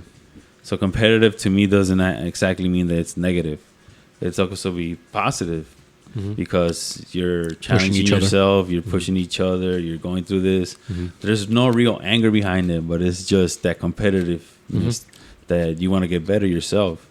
So that's the beautiful thing about it, and that's why a lot of people that are invested in it, I like to keep them around too, because those are especially because they're disc golfing mainly, but they have that mentality where one, they're probably a nature person. Yes. Oh, yeah, for sure. Definitely. Yeah. 2, stoner. 75, 95%. 3, when the right person brings the right speaker with the right playlist is the fucking best, bro. When you're disc golfing, Exactly. I've had a lot of beautiful experiences while disc golfing. A lot of good memories. Damn it. The people that again are around the sport are just such a beautiful community. That's how you see it. Yeah. So it's just the sport itself just carries this good ass fucking energy to it. And going back what you said about what we were talking about, plant nerds, disc golf nerds. Like no one's like, Oh my god, mad at each other. It's like, oh, you try this, try that. Like it's very Right. collaborative. So it's again go back to the community thing. So it's like maybe it's because of the flower, but Right. generally everyone is interested in helping each other. So it's again Exactly. it's like you want to surround yourself with good examples of that type of camaraderie or community. Because I remember the first time I played it, I Oh fucking my god. I fucking hated it, dude. I hated it because in my head it was competitive. Okay. It was but in a bad way. Yes. It tests my manhood for some reason. Yeah. You know what I'm saying? I can't throw a fucking this. What the fuck? And then so that I turned that competitive to like a negative. It's a negative thing. It's invested in me. Yeah. You know what I'm saying? And then so that I was like, man, fuck this game. But the people that played it were stoners. So naturally, of course, I would go try it out again. But the second time, I kind of like, now you get to figure out that nobody really fucking cares that you threw bad, bro. Nobody fucking cares. Everybody's cheering you on. Everybody's telling you how to throw it. Throw this other did. Like, Yes. they pass down information. We're like, dude, chill, bro. It's all good. You're doing good. You're getting better and stuff like that. So that's something that I loved from it too. You said the word. Our word should, instead of the other word, it should have been disc golf. Because to trail back, you said how we kind of vibed before. I've noticed that when anyone says disc golf, this guy goes, Scooby, disc golf, and he went on a deep, passionate. Yes. Right now, you saw he's sweating right now. He's talking about disc golf, and this man, he had, as you can tell, has a deep, passionate love, but for the reasons he kind of. You're a stoner, you're this. He passes the vibe. He does like a vibe check. And for me, the best words I can describe it, I'm somewhat selective with my energy. And he vibe checked these guys. Freddie, the vibe check, he passes. He's cool. You know what I mean? That, for whatever reason, he vibes with disc golfers. That's a great therapy for him. And he's like disc golf is like a religion to him. He wants to preach from the high rafters the benefits of disc golf. And to me, it's amazing. I love that, man. He's like, oh yes, disc golf, yeah, because it's to me a therapy for him. He's like, yo, if you try this, you'd love it. And you have a deep fascination too. And it's awesome to hear you guys rap about disc golf. I'm new to the game, so it's awesome. I'm learning about everything. I think we all need we have to have layers, right? We want to have complexity in what we surround ourselves with. So we all need to nerd out in many different ways. Don't just 2 or 3 things. Just keep finding the next thing you're going to nerd out about, because I think that's the way to ignite passion in yourself and others, no? One thing, he's an explorer, and I like the best way I can kind of describe it. I like what I like. Whatever attracts whatever it is. Like, oh, let me go in this direction. Oh, a light, a bug, or this. Oh, purple, let me see. It's guiding me in this direction. So one of the things I would share with him, I always call them Jedi blends. Different blends of this, that, this. Multiple. And for me, I was a student of the plant. I'm learning. The plant is teaching me. And I'm like, I'm a chef, and I'm sharing with my friends closest to me. Yo, you partake with this. Let me know what you think. And it was not only just for the high; it was for your personal effects, yours. And I'm gonna share with you right now, if I can read. Let me get my voice ready. me. Blah blah blah blah blah blah. One of the best blends that I have is called the Bear Blend. I'm trying to get sponsored. Shut up. Let me hit this with this light. Beautiful. Patience. Bear blend. As we take a moment to enjoy these herbs, let us remember to respect the ancient tradition of ceremony and ritual. Celebrate wisely. I love that. Red raspberry, mullein, rose petals, mugwort, lavender, domania, passion flower, motherwort, catnip, St. John's wort, and holy basil. Certified organic. Oh, so this is one of my blends that I use. To me, it's terpenes on another level. And now you're intertwining them with the THC and with the CBD. And that's kind of my blend that I've been kind of, not only to get blasted at Jupiter, no, but now my route is, since I've been running more, I've been training more, I'm getting more physical. I know my age is getting up there in the hundreds now, so I have to worry about my age somewhat sooner or later. Now, so this plant, CBD, these other plants, catnip and mugwort, they have crazy medicinal restorative properties. And to me, like you, as a plant nerd, yo, that's amazing. And I think we're coming together like, yo, he's doing his research and I'm doing my research. Yo, look what we uncovered. We're plant nerds. Like, yo, we're about to play Dungeons and Dragons right now. It's a sharing of knowledge and respect of different plants and nature and disc golf and playlists. Dan, so give me I want to know the introduction to you, your upbringings. We're doing, if you want we could do an intro right now. Give me a Freddie intro. Welcome to Dolor podcast. Well, if you have already listened, he refreshed my memory today because, you told me about like that time that we met, that you bought the shirt and all that, which I remember, but my time frames were different in my brain. And then and this was the event that with Steve that he did the showing, right? So one already saying like you came not only for Steve, but you also supported me. You came out here and show love to what I see as a community. So I'm like, so that I think, I don't know, before that or after that, you added me on Instagram. So then once you added me and I started seeing obviously based out of what you post, started seeing what you're about and stuff like that. And I think the very first time I actually saw you play disc golf, I was like right away messaging you like, yo, what the fuck? So right away I was like, that was another amazing time that I remember. And then again was when I kept seeing you come to the community events. Or when specifically when you came to the first chronic drop that we did, the crew necks. You came through and I'm like, yo, thank you for that, man. Yeah. Sure. I think one, I love that freaking shirt. I will, whatever color version iteration you're gonna do, like I'm gonna buy it. Like, you took some beautiful pictures next to your girl. Yeah, it was beautiful. I love that. I was like, oh, that's beautiful. That's a perfect representation of everything. Yeah, exactly. So thank you for the support, man. Yeah, because I think that was my first time kind of meeting you too, right? Exactly. In real human form, not digital life. Right. I was a vibe check during that time, so I was like, "This is my boy. This is my boy. This is my boy."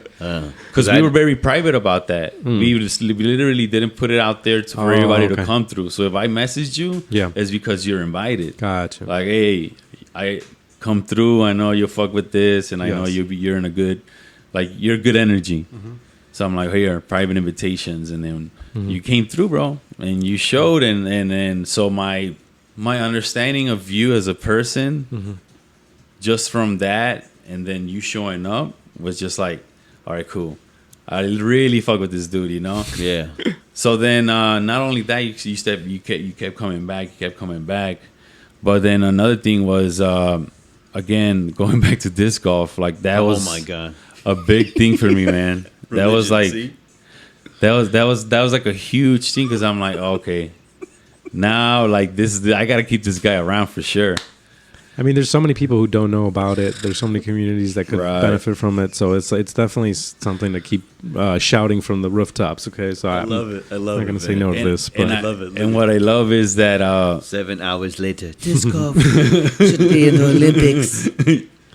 it should be. Oh my god! Just give it time. but from you loving the sport, but not only that you did something that me and my cousin did was go to Denver and play disc golf in Denver. Mm-hmm. I tell people all the fucking time about that experience, and to know somebody that actually went to do it himself. Mm-hmm.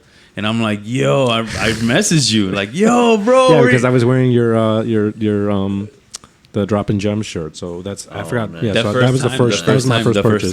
Yeah. The towel was their first in-person purchase. Yeah. I think that worked out. You're a towel. Don't forget your towel. I created the Mr. Guys Towel. want to get high? Right. That fucking towel's been through some highs too and shit. Yo, that towel's amazing, man. No, but I personally appreciate the sport because me personally, Fred knows. He did the vibe check. That's why I fuck with him because he vibe checks. Me, my level is like I have 2 level of vibe checks. Like that's your man's. That's your man's. He's cool. So no, that's no disrespect to you. That's just us. Like we're again the best wording is selective with energy. I mean, we gotta because we've found negative energy and we're like we don't want to vibe with that. So it's no disrespect to you. It's just like we're making sure everything's cool. And bro, it's all been positive and lovely. You supported everything from the beginning, and for me, my perspective, my fly in the wall view has been beautiful. It's nothing love, nothing support. I'm still learning about you as we all are. Like, yo, this is pretty cool, man. I'm deeply interested. 1, plant nerd. 2 is just it's more than just plants. It's community. It's communal. It's healing, restorative. It's ancient knowledge. It's self-sufficiency. It's a whole weird Tom Hardy symbiotic. Yes. I'm just trying to get sponsored by Tom. I just want to shout out. I just want an Instagram thing. I'm sorry. No, but same thing. Going back to Instagram, like you definitely want to support all these cool brands. You know, people are creating, following their passions. All the cool brands, all the cool Chicago brands, all the cannabis related brands. Like you just get in here, follow them all. Find a way to appreciate them. Like we have so many talented people, and again, I will buy any shirt, I will buy any product that's going to support a small business or someone who's pioneering a place in cannabis in Chicago and stuff. So like, I'm definitely a big fan of everyone around us that's doing, making their own relationship with the plant. Do you have some favorites? Some favorites, local favorites that you kind of like, I vibe, like your vibe checks, like, I vibe with these people. These are my people. This is my tribe. I would definitely say, like, so the way that I kind of set my Instagram up was follow all the role models, like follow in whatever facet of the world. It's farming. It's my explore page is like farming, cannabis, and graphic design, all that sort of stuff. So it's like just finding motivators in every different side of the different, worlds that you're interested in. So first and foremost, I would say Soul and Wellness. They're an incredible resource. The first black-owned cannabis business in Chicago. Wow, shout out. They were that was instrumental in getting me my card, and that's how it really all came together. I just got a relationship with the plant. I started growing. Same thing with her partner, Root Boy Genetics. Another person who's doing fabulous work. He helped me. He continues to help me cultivate my plants. So that really kind of was the beginning of like jumping in and be like, okay, no, I'm not gonna just like look at this on Instagram. I'm not gonna just like wonder, one day I'm gonna go start growing food or whatever or cannabis. So it really made things a lot more real and just set me up really nicely. So I would say those folks. Same thing with like people in CBD world. I would say Mota Magic is really fun. Oh, yeah. Absolutely. Again, going back to Runner's High, Shy Peeps. Double shout out again. Double button. Carlo set up elevated cocktails. Again, just doing awesome stuff. So it's just like You get a round of applause. You get a round of applause. It's just so cool to see people like just Right. taking ownership of the plant and just saying, you know what, we're gonna show you what it's really about. So those are some of the motivators that really like unveiled, you know, the people who are cultivating their own cannabis, people who are making their own brands, you know, organically and, you know, outside of the jurisdictions that they put on us, you know, right? So people like Black Hippie Farms is definitely another one that we enjoy. Anyone else who's just like pioneering, doing fun stuff over there. Again, so just being inspired and being like, okay, this is possible. These Yes, things are possible. absolutely. They're doing it. That person over there is literally doing it, and they Yeah. want me to do it, or they're whatever. So it's like it I think a lot of what we do is we the way we see the world. It's like we need to see it to believe it, right? It can't just be this figment of imagination. I need to like see it. Then I'm not really gonna find out that that's possible. So it's all these people, all these role models in different ways that are like highlighting what's possible and who are kind of inclusive of, you know, making that community. Again, it's about community. So it's just all those folks who are like really connected to the plant and finding a way to get, you know, as many people to have a relationship with it. Fellow plant nerds, right? Mm-hmm. Plant nerds that are, it's the Wild West almost because the legality of it, but complexities, of course, but they're, in my eyes, they're taking a passion of theirs and they're sharing it. They're artists, and this is, I'm a chef and I'm sharing with my friends, but on a business level, on a financial level, and it's beautiful to see that. It's beautiful to see, you know, like you said, people taking charge of the plant, taking it back. Now, Yes. the plant is ours. Oh, beautiful. Zing, like how we did that. Ninjas too. Zing, zing, zing, zing, zing, zing, zing, zing. You're going to love this when you hear this 18 times. So, what is the edit remix? The plant is ours. Plant is our. I think again, this is something like almost like for the last 3 years, you know, following people, seeing all the people who are like doing fun stuff, seeing what's out there. It made me realize that idea where like, oh no, snap, this is ours. It's been ours. You know, we were. There was people cultivating it here in Illinois at some point too. Like it's just we're not so far removed from it at being part of our lives and stuff. So it's kind of a reclaiming that plant and kind of surrounding myself with those people who have and are continue to take ownership of that plant. So I think that to me, and again, it goes back to any plant. Like it's just the idea of like all of these plants are ours. Like it's not for corporations, it's ours. Like that's at the end of the day, that's really what it's about. It's just these are our weapons. You know, these are our tools. These are our you know, these are our ancestors, if you will, like all these plants and all that stuff. Like it's just like we're part of it. So that's kind of us. It was just saying like flipping it all on its head and saying, hey, this is ours. You're not going to use this against us anymore. I mean, obviously they continue and it's still being used against all of our communities, but it's kind of just taking a stance of that idea. We're seeing the dichotomy here in Illinois of like quote unquote recreational, quote unquote, you know, social equity, all this stuff where it's just not really panning out for the people that quote unquote we're supposed to be helping. So it's just you just kind of have to realize that now it's like on a community level. Again, going back to the idea, it's like we're just going to have to take ownership of this. We're going to have to just flip the script again, like all these people are doing. They're taking ownership of the plant. They're saying this is the narrative I'm going to listen to, the narrative that I'm writing. You know, I'm not going to listen to people who never even consume the plant and think it's evil or whatnot. So I don't know. It's just cool to surround yourself with those type of people. Yeah, and that's that came a lot of from the title that Por el Dolor was that idea. Ooh, talk to me. Hey, before Bob Ross me right now. Give me something good before you say this.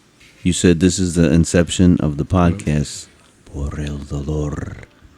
So the medicine that comes from the actual flower and in a way that we're changing the mindset of that, we're turning it positive and that it is a medicine because we've been fed like the Vicente Fernandez was very important to me, that drop we did, because for a long time Latinos, my upbringing, like Mexicans, like they cure their dolor by drinking. Oh, yeah. And a lot of that that drinking fucked a lot of families up. Still doing that. Exactly. So it's a fucked up way of dealing for el dolor, but it's just something that the only way they can legally do it at that, like, really, that's the only legal way they could cure it, Right. and the cheapest way to cure it, to be honest. Can be. And then to see the people that I'm surrounding myself with that smoke now, and how positive they've done to them, and what positive they've made them create more. For you with the plants making you create more now, and you're now exposing it to the positive things that come from it.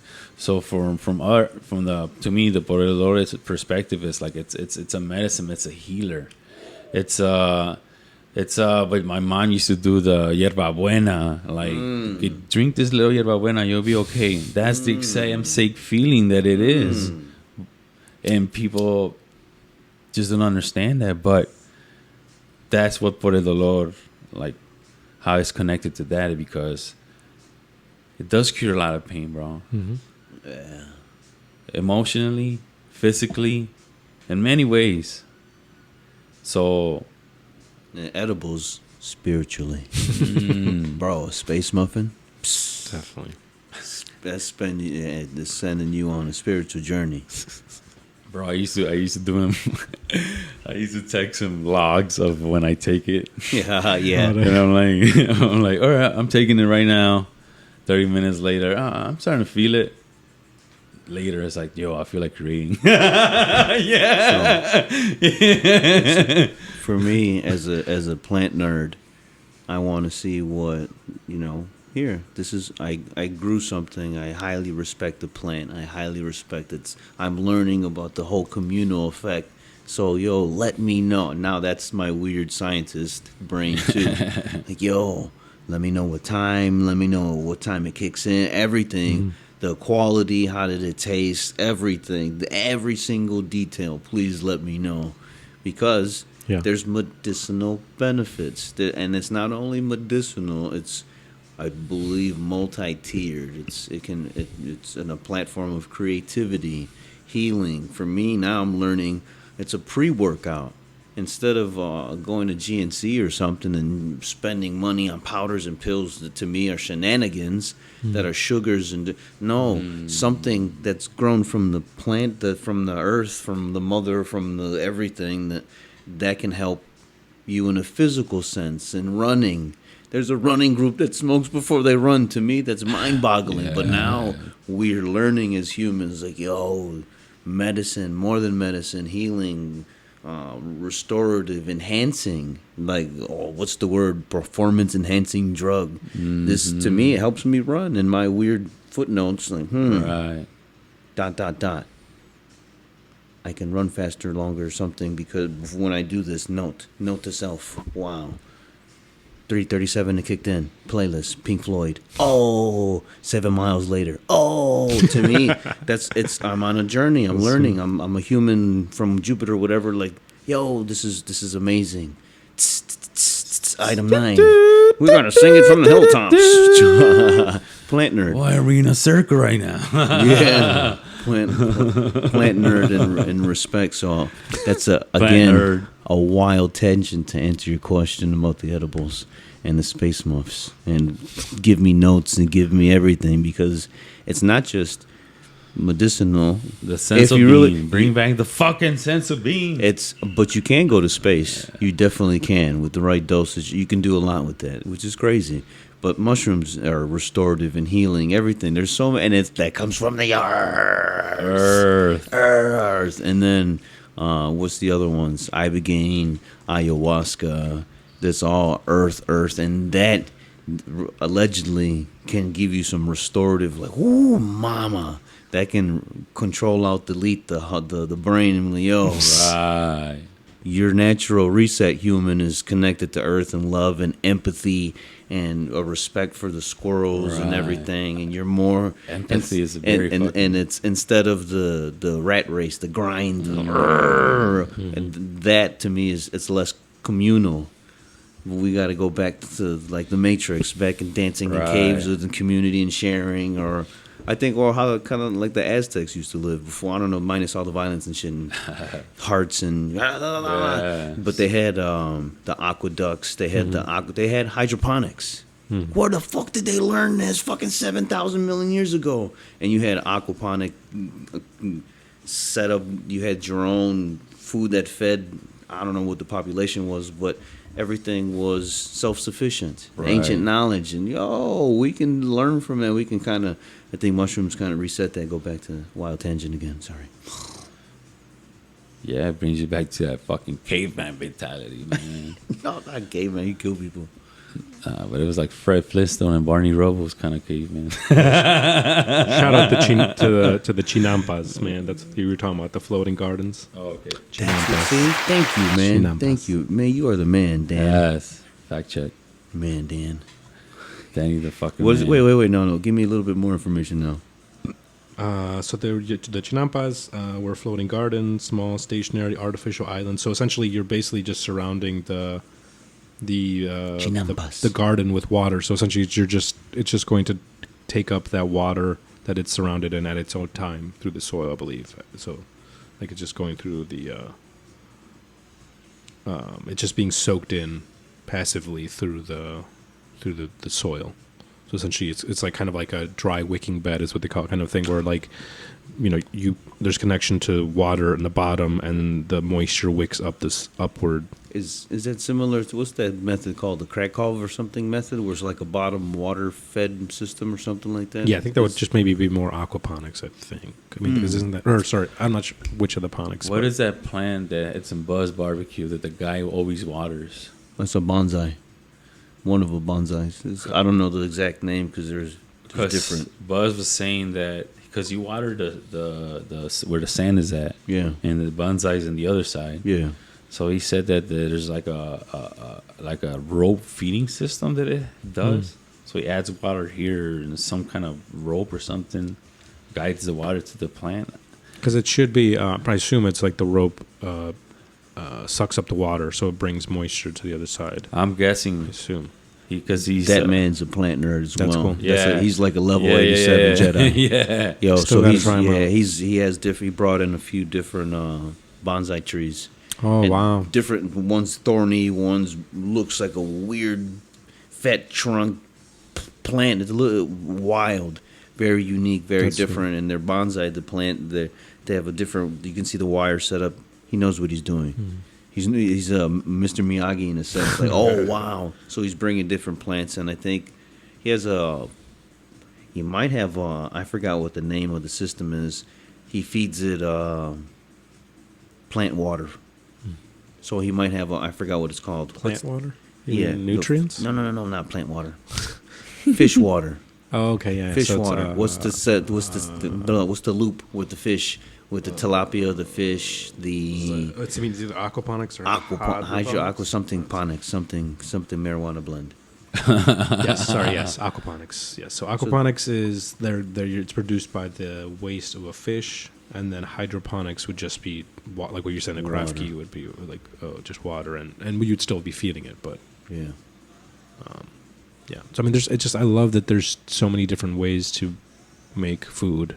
It's just fun, and you could just science the shit out of just like growing food and just have these different ways to do it. So I don't know, it's just cool to like, again, just be a nerd about it. Chianpas. It rhymes with salampas. Shout out to salampas. If you're Yo, rolling I this love much. that shit. That shit fucking on a sore muscle. Bam, salampas, some of your champions. I've fucked that always, But I've, I've always had a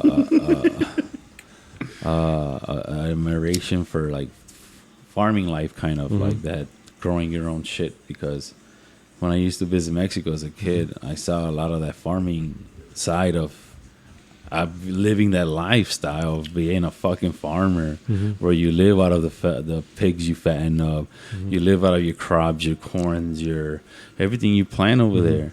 Everything's within yourself.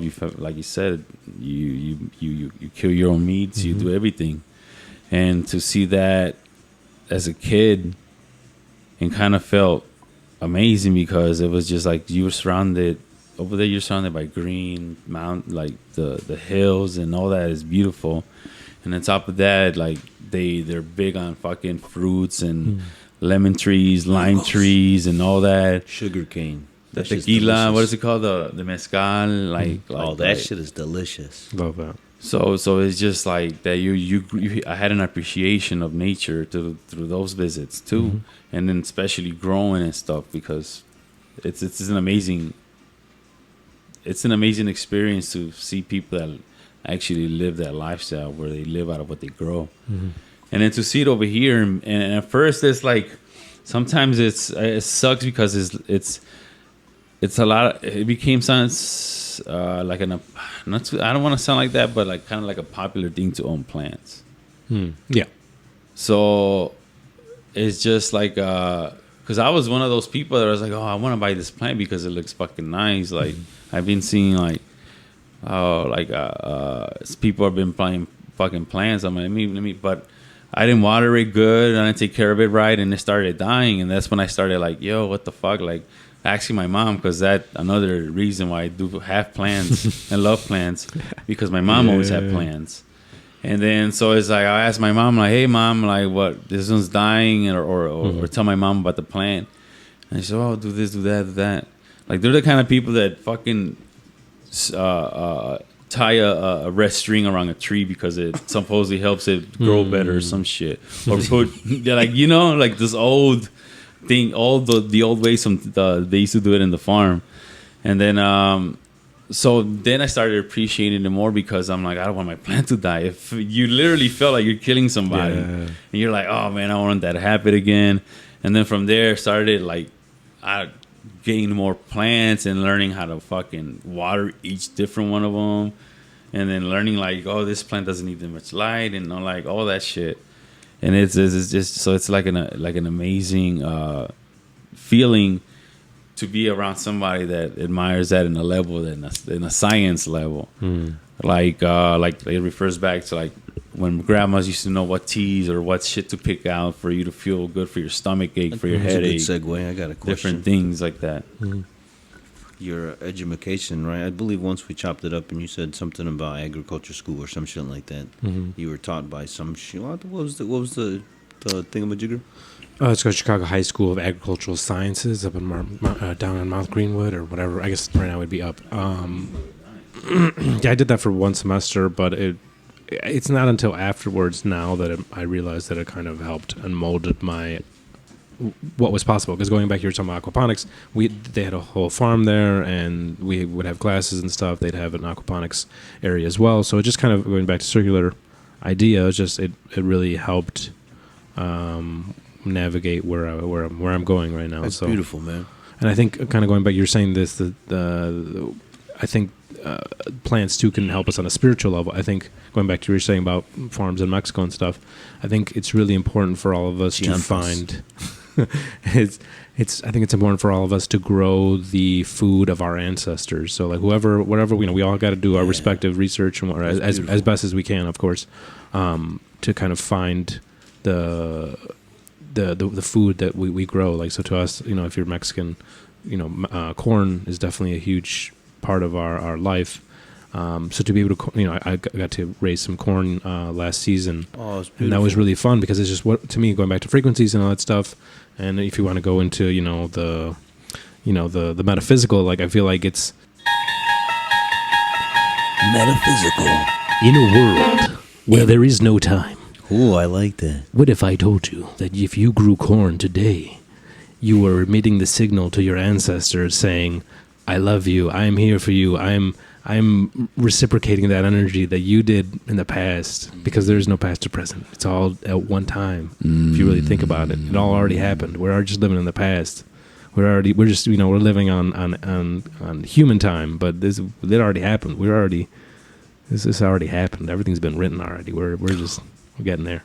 I think that's what the fun thing is, just the idea of like getting back to basics, getting back to something more natural, more holistic, where it's like if I grow corn, I'm having appreciation. I'm making this area grow the plant that my ancestor did. So to me, the way going back to community, my thing is let's all grow the food of our ancestors and never go hungry. So your ancestors or whoever may be from somewhere else, and you may have another plant, another food that came from your area. But when we come together, we can trade. We can all share in that bounty, and just the more that we all know all of these plants and have an actual like spiritual connection to them, the more that we're all going to be kind of safer, more nourished, both figuratively and metaphorically. Damn, you're dropping some fucking knowledge today, dude. Damn, I lost my train of thought too. But so kind of going back to that same thing, Beautiful. another reason or another kind of thing, epiphany that happened to me that I feel like set me on that journey of growing is realizing like whatever Friday, Saturday, whatever day you have to take out the trash, right? It's that thing on your to-do list. It's that thing they'd say, by the end, you wash your hands or whatever, you wipe your hands back. I did that. I did a good job. Like, I took out the trash, right? Like I did that thing. I can write it off on the to-do list. But realistically, you didn't do shit. Realistically, you just said, here's a bunch of plastic and garbage, and I'm just going to throw it in a landfill. So it's just like, it's that false sense of accomplishment almost, because it's like, oh, I took out the trash. But no, you didn't. You just wrapped it in plastic, and now you gave it to someone else to have to deal with it. So I got really kind of sick and tired of that. And that's kind of where I started going to compost, where I'm like, okay, let me at least take all these kitchen scraps and bring it back into like the circle of being like, I'm going to reuse this later on. So that was kind of that epiphany where I'm like, I don't want to like subscribe to any system that isn't solid, that isn't actually like making sense. Like it doesn't make sense for us to throw away our garbage. It doesn't make sense for us to just keep polluting the planet. So I'm like thematically, I feel like I'm, and I think a lot of people are like just drawn to systems that make sense, systems that are going to take care of us. That Right. Like, I think that's what the vibration, or that's the epiphany that we're all getting right now, where we need to like get back to square one and go to what serves us, right? Because we only have this small amount of time on this planet, and we want to be appreciated. So kind of comes on to the idea that we're not appreciating things. We're throwing things away. We're throwing people away. It's all kind of the same thing. We're going to throw people away into these systems. We're going to throw them away into a box, into a closet of darkness. Like just all these things where it's like these solutions aren't making sense. So it's like you really want, at this point, like I think we're all itching to kind of be in a more healthy and balanced state.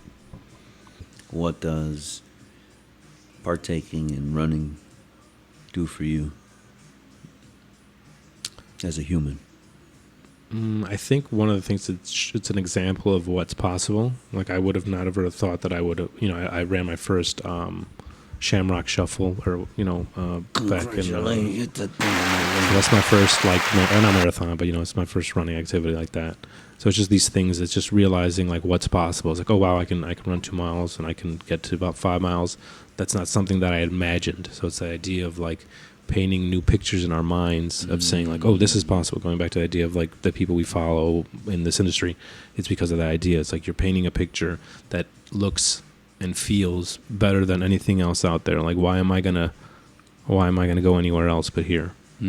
So to me, it's that's one thing. Again, going back to the idea of just being able to like reset a little bit and just kind of adapt. And again, same thing with the cannabis. It's like I'm sorry, I'm not going to take that one right now. I'm sorry. Hey, I forgot about that. I'm glad you honor system. Good shit. Good shit. But I think that's what I like about that, where it's just like, okay, cool. Like I can regroup. It's like the same thing as like that during stressful situations. You smoke, you regroup, and you see things in a different angle. Right now, it's all good to go. Same thing with running. It's just that idea of like you're regrouping. You're whatever hard week you had, whatever thing you had to do, like you're just clearing that out of your mind for a second and just relaxing.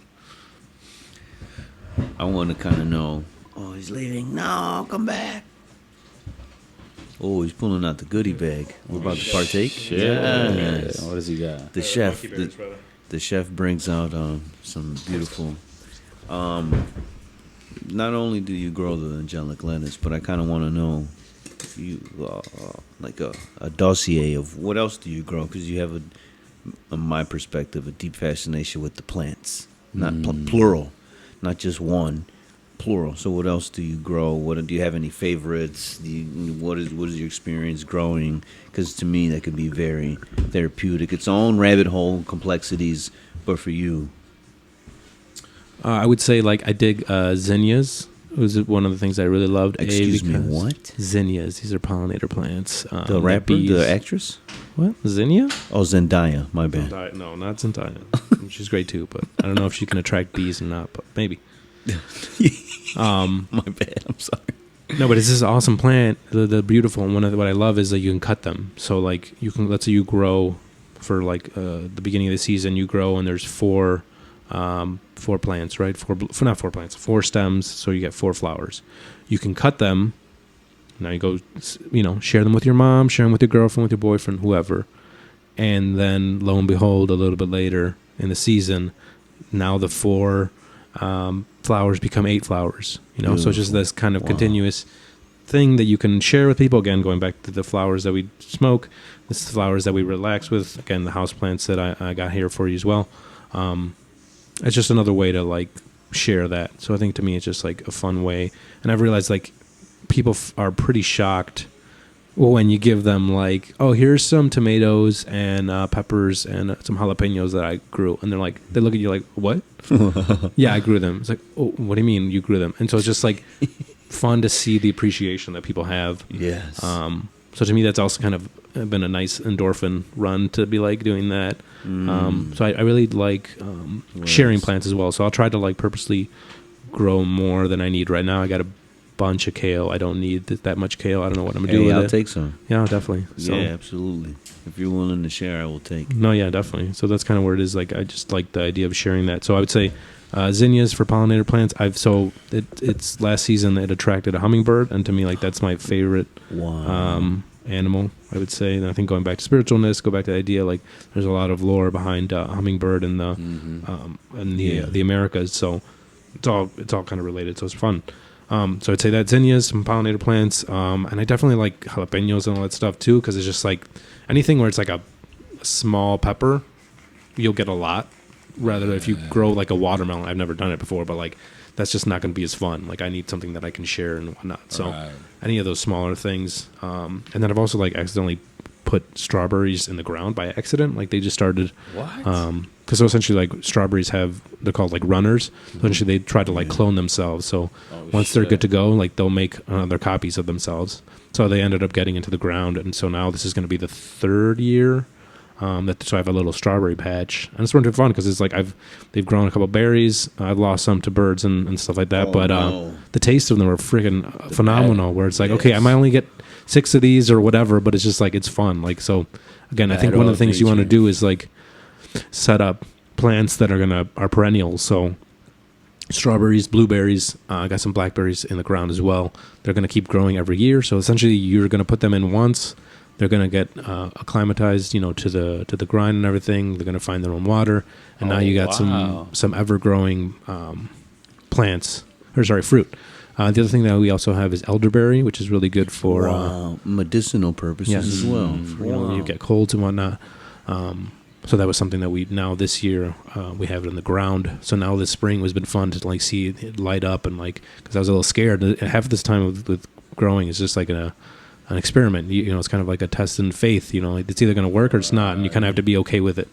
So to see it to be okay and have that reinforcement of it growing again, it's been super fun. So I really would say if you have land, and again that's where not everyone has the privilege, but if you do have land, I would say like look up good berries that are native to here in our region. You could totally have like blueberries and blackberries and everything for coming years. So I think that's a good way to like passively get into gardening where you don't necessarily have to be scared you're gonna kill something or whatever. It's just like it's going to take care of itself. So it's just a good way to find a place where people say, oh, I don't have a green thumb. It's like it's not everyone has a green thumb. It's just like you have to have the right introduction and kind of to get you there. So, okay, maybe you can't grow, award-winning roses, but you can grow a houseplant or you can grow some food or whatever. So it's like just being open with kind of like, again, go back to the thing we said about our favorite sport.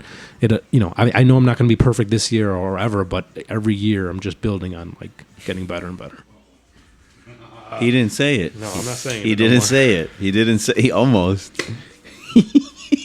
His spider senses are tingling. What is that Spider-Man fucking little sound? Yeah, I don't know. What are these? Do you know the name of? Yeah. Okay. So these are pothos plants. Essentially, they're just. I've been looking for vine. some. Thank you, man. And again, going back to the kind of thing about generational plants or whatever, I think another way to do it is really fun. Like, so I don't have any of my grandparents anymore, but these are my. Man. Oh no, all good. It's all good. But these are some of my grandma's plants, and to me, it's going back to the idea of like what I'm saying, like growing food of your ancestors. It's kind of like you're growing, like this plant is still here, like, and it's making copies, and it's just like that's my grandma right here, that's my family. So it's like it's connected. Yeah, for sure. Beautiful. So gotta share with the homies. That's beautiful, man. But I think that's a good way to get, again, going back to the idea of like now it's not just a plant, now it's like an heirloom. Like these are plants that so you can keep giving away to your family or whatnot, and you just keep passing it along and just see, hey, how long can these ancient plants live for? It's kind of fun though. Beautiful. Damn. Man. Beautiful. That's awesome. Now I'm gonna make clones too. Yeah, get it. Spread the love. Yeah, well, that's why me and Fred, he has a deep fascination with plants. I as well. Shit, yeah. So we've been kind of on our journey again to piggyback off of everything. Yeah. We have a system. We're about to trade some clones of plants. Right. So he has some hanging ones, and I have the big palm leaves, I believe, the Monsteros. Yeah, so we're going to make an exchange. Like, yo, I got a clone, you got a clone.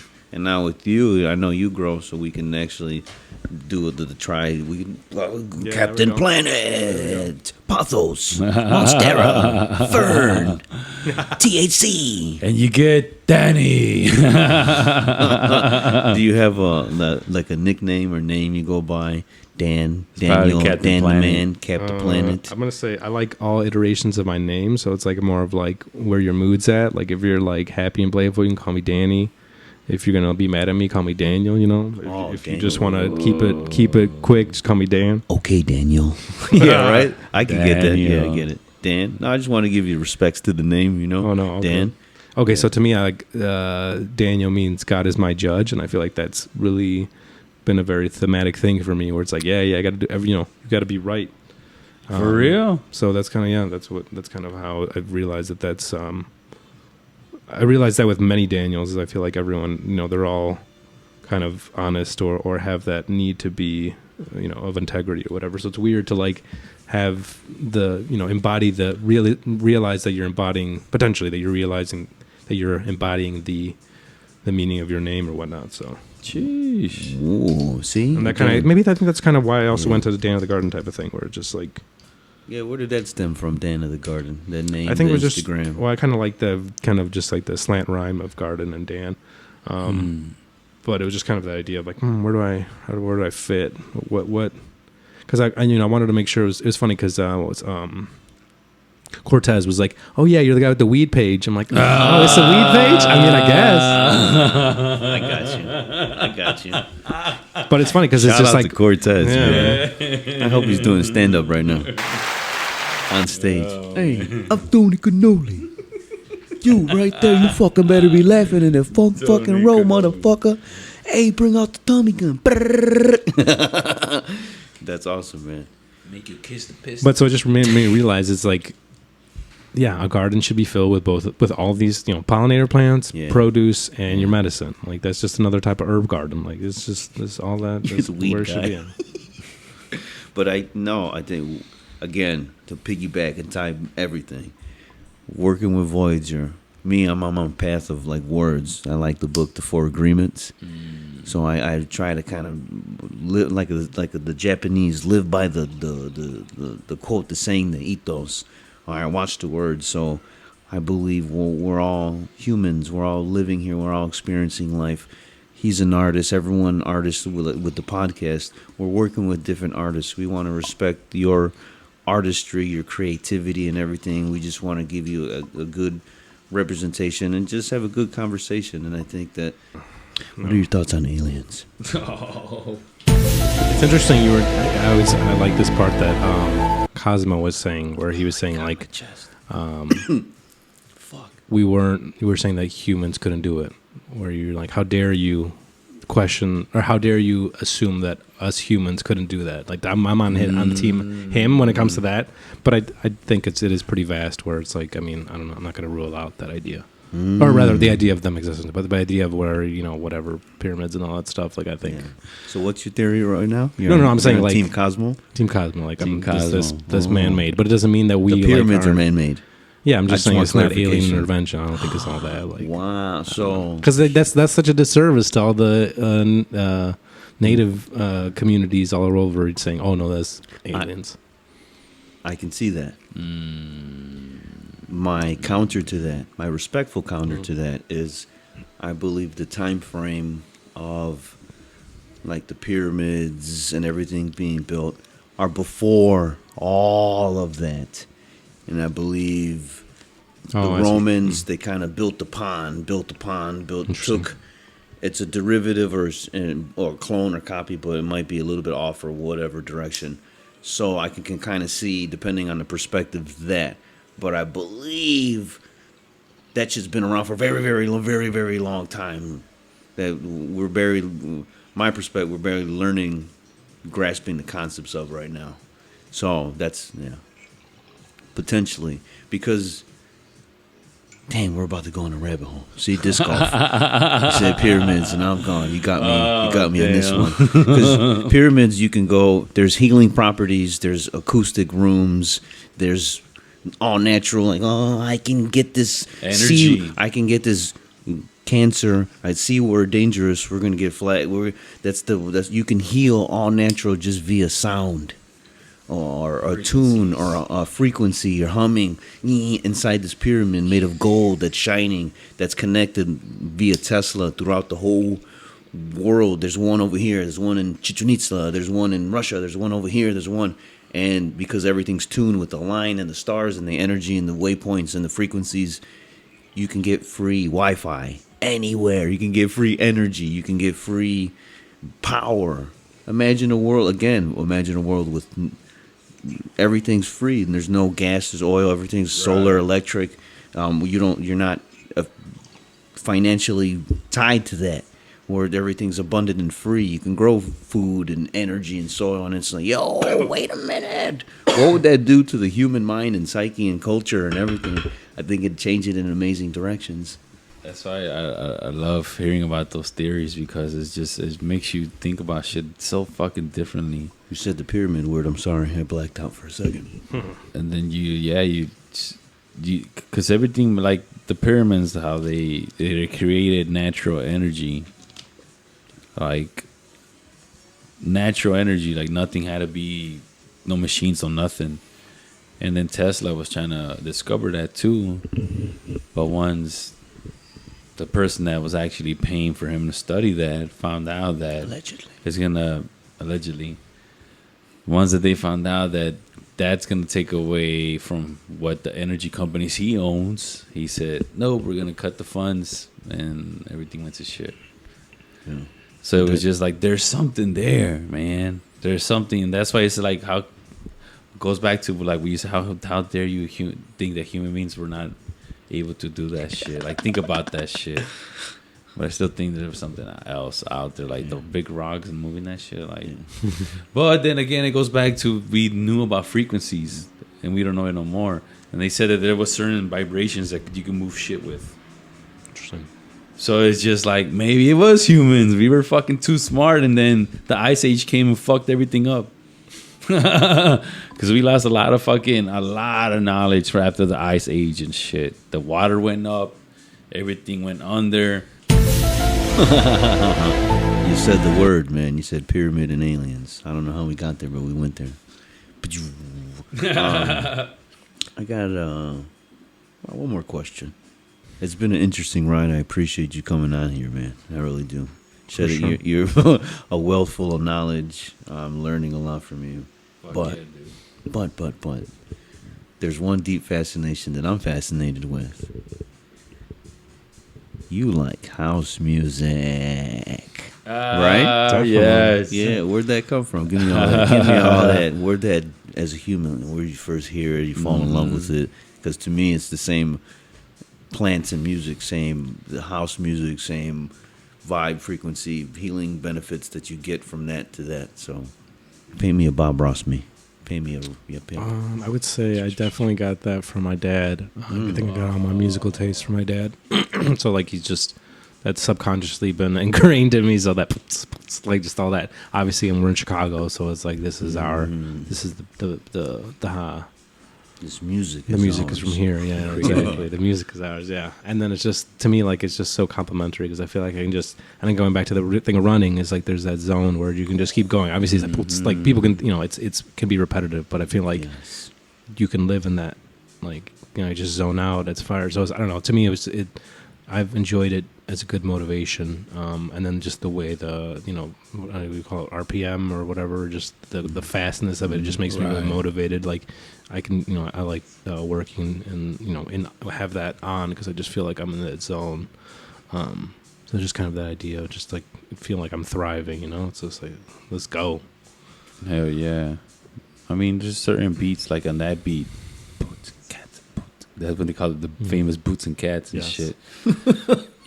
But having that beat, it has just I think it has something to do with some ancient knowledge here where they used to drums in our bodies just naturally like there's something to it. It just pumps something a certain Back to way. the pyramids and frequencies and healing. Yes, see, segue. You're gonna love this episode. You right now it might be like, yo, what's going on right now, man? These guys, what's going? And then when you listen, you're like, You're right. oh my god. I love this shit. Let's do it again. No, you were saying something about all ancient drums, Yes, ancient that yes. connects to See, the we're body. good, we're So good. when you said the running, and then it reflected back to when Cosmo said that he loves cumbia, Yes. or he loves certain songs in certain weather conditions. Yeah. So it's interesting for it. Like I think everybody has that's some and that kind of frequency of coffee and a smoke before the run. Like they tap into this certain something where it just takes over and you don't know what time is, you don't know what this has. There just seems some kind of forward motion, and that's it. And then you snap out of it, There's something in what I'm kind of learning now is in my fitness nerd. There's something in running that's repetitive, in working out that's repetitive, in like a Wim Hof breathing, in the yoga it's repetitive, rhythmic, dancing, the house music, listening. There's some tracks that are like 8 minutes. Yes. And it's Same just, thing. it's a like a what would the genre, like a deep house or trance house, whatever. There's multiple genres, but a simple loop and a track of a voice that's kind of my favorite is like not eerie but vocally and beautiful, and you're lost for 8 minutes. They take you on a musical, rhythmic, nothing too crazy, or sometimes it is, and you just bop to it. The body moves.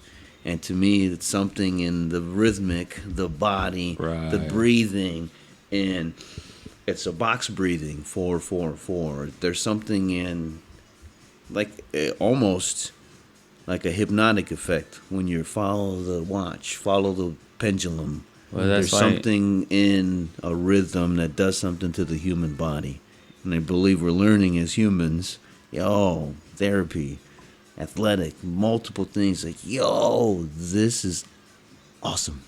This is all. There's something in that rhythm that's restorative. And it goes back to when I was talking about how the DJs are like therapists, man. Shout out to Impact. Yeah, shout out, man. Hell yeah. Because they know the beats, they know what moves the body, they read crowds, and just being able to give that opportunity to somebody where they could just be in the beat, and they just lose focus of everything else and just be in that dancing moment. is an amazing stress reliever. Yeah, dancing is you can get lost, is restorative. It's I've seen plenty of people dance for hours, sweating, and it's an amazing what's going on? It's a Matrix. Was it 2? Three, they're in no, the that's cave. third No, one. 3 or No, 2. that's the third Whenever one. they're in the Third cave one. in fucking Zion, and they're like, yo. If you ever experience as a DJ, the Impact knows the crowd just you don't control. You're like influencing your creation of music you like, and you're blending together as an artist. Like poof poof poof poof. Impact was an amazing. I got to introduce amazing visual musical artist. Like, and everybody's just sweating in the in the Matrix, and there's something to it that's restorative in energy. You're sweating. It to me, it's a fitness. You're dancing, They made a thing called Zumba where you dance and you sweat, which is amazing. It's crazy. People love that.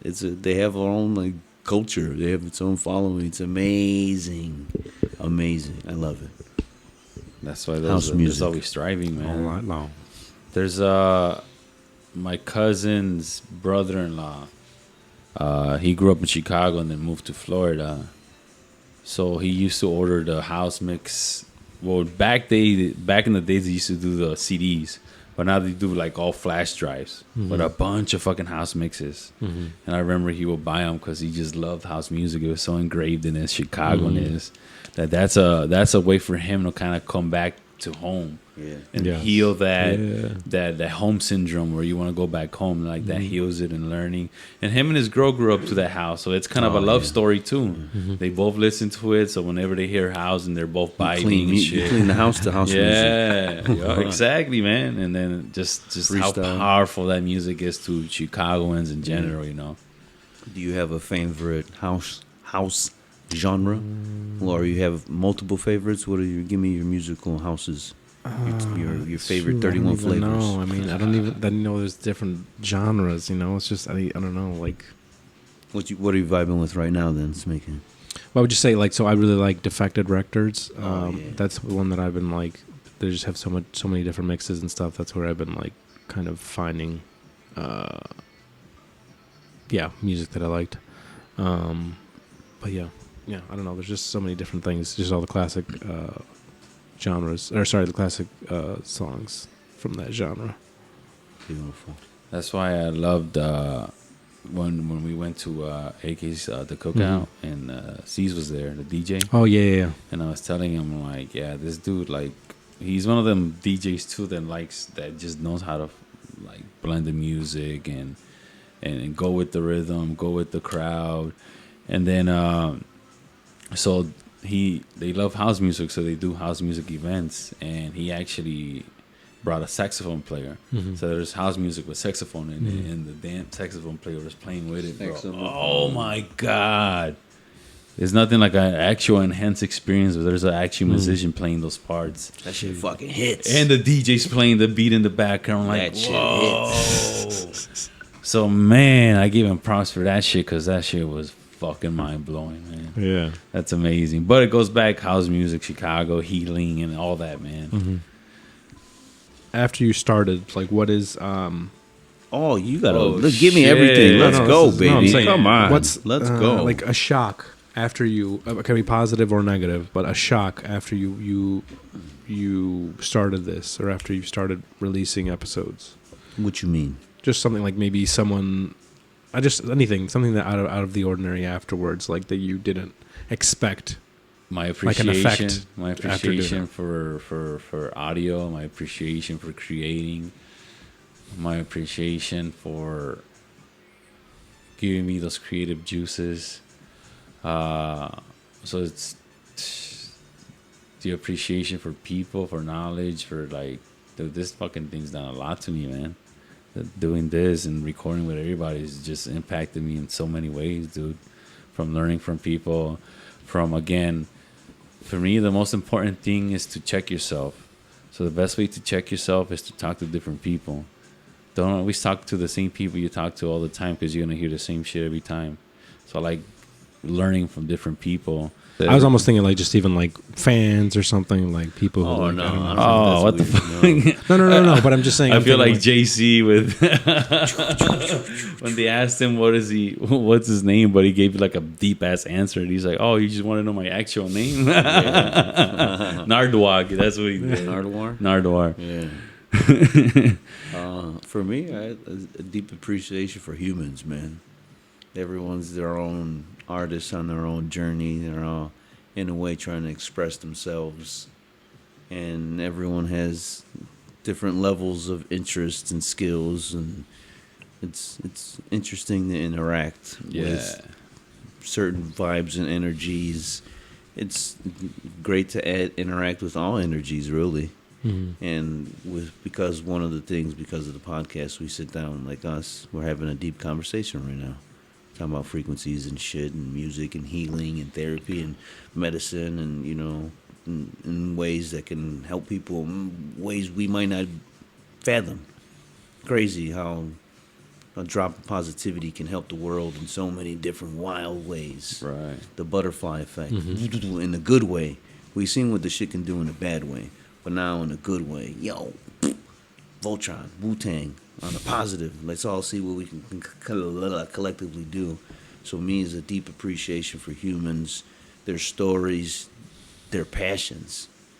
Me, I'm a fan of, I kind of, again, the word discipline. People who have a deep, I'm going to get up and I'm going to run at 6 a.m. I'm going to get up and I'm going to paint every single day. I'm going to go chisel every single day at 5 when I get off of work. I'm going to put in time. I'm going to put in therapy time. I'm going to put in this. I'm going to put in, I have schoolwork. I have something that's, or judo, or I have a deep fascination with getting better at jujitsu or karate or comedy. I have a deep fascination with that. Whatever that is, fascinates the fuck out of me.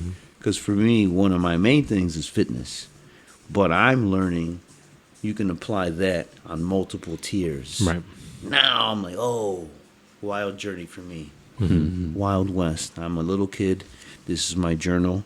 And whoever wants to read it, it doesn't matter. This is my journal, what I'm learning right now from everyone and everything. And it's wild to me. And I hope I answered your question. Yeah. Because I think Going back to the shock thing, that what I like really shocked me was when people tell me about certain episodes or certain things people said, or just that they're listening, you know.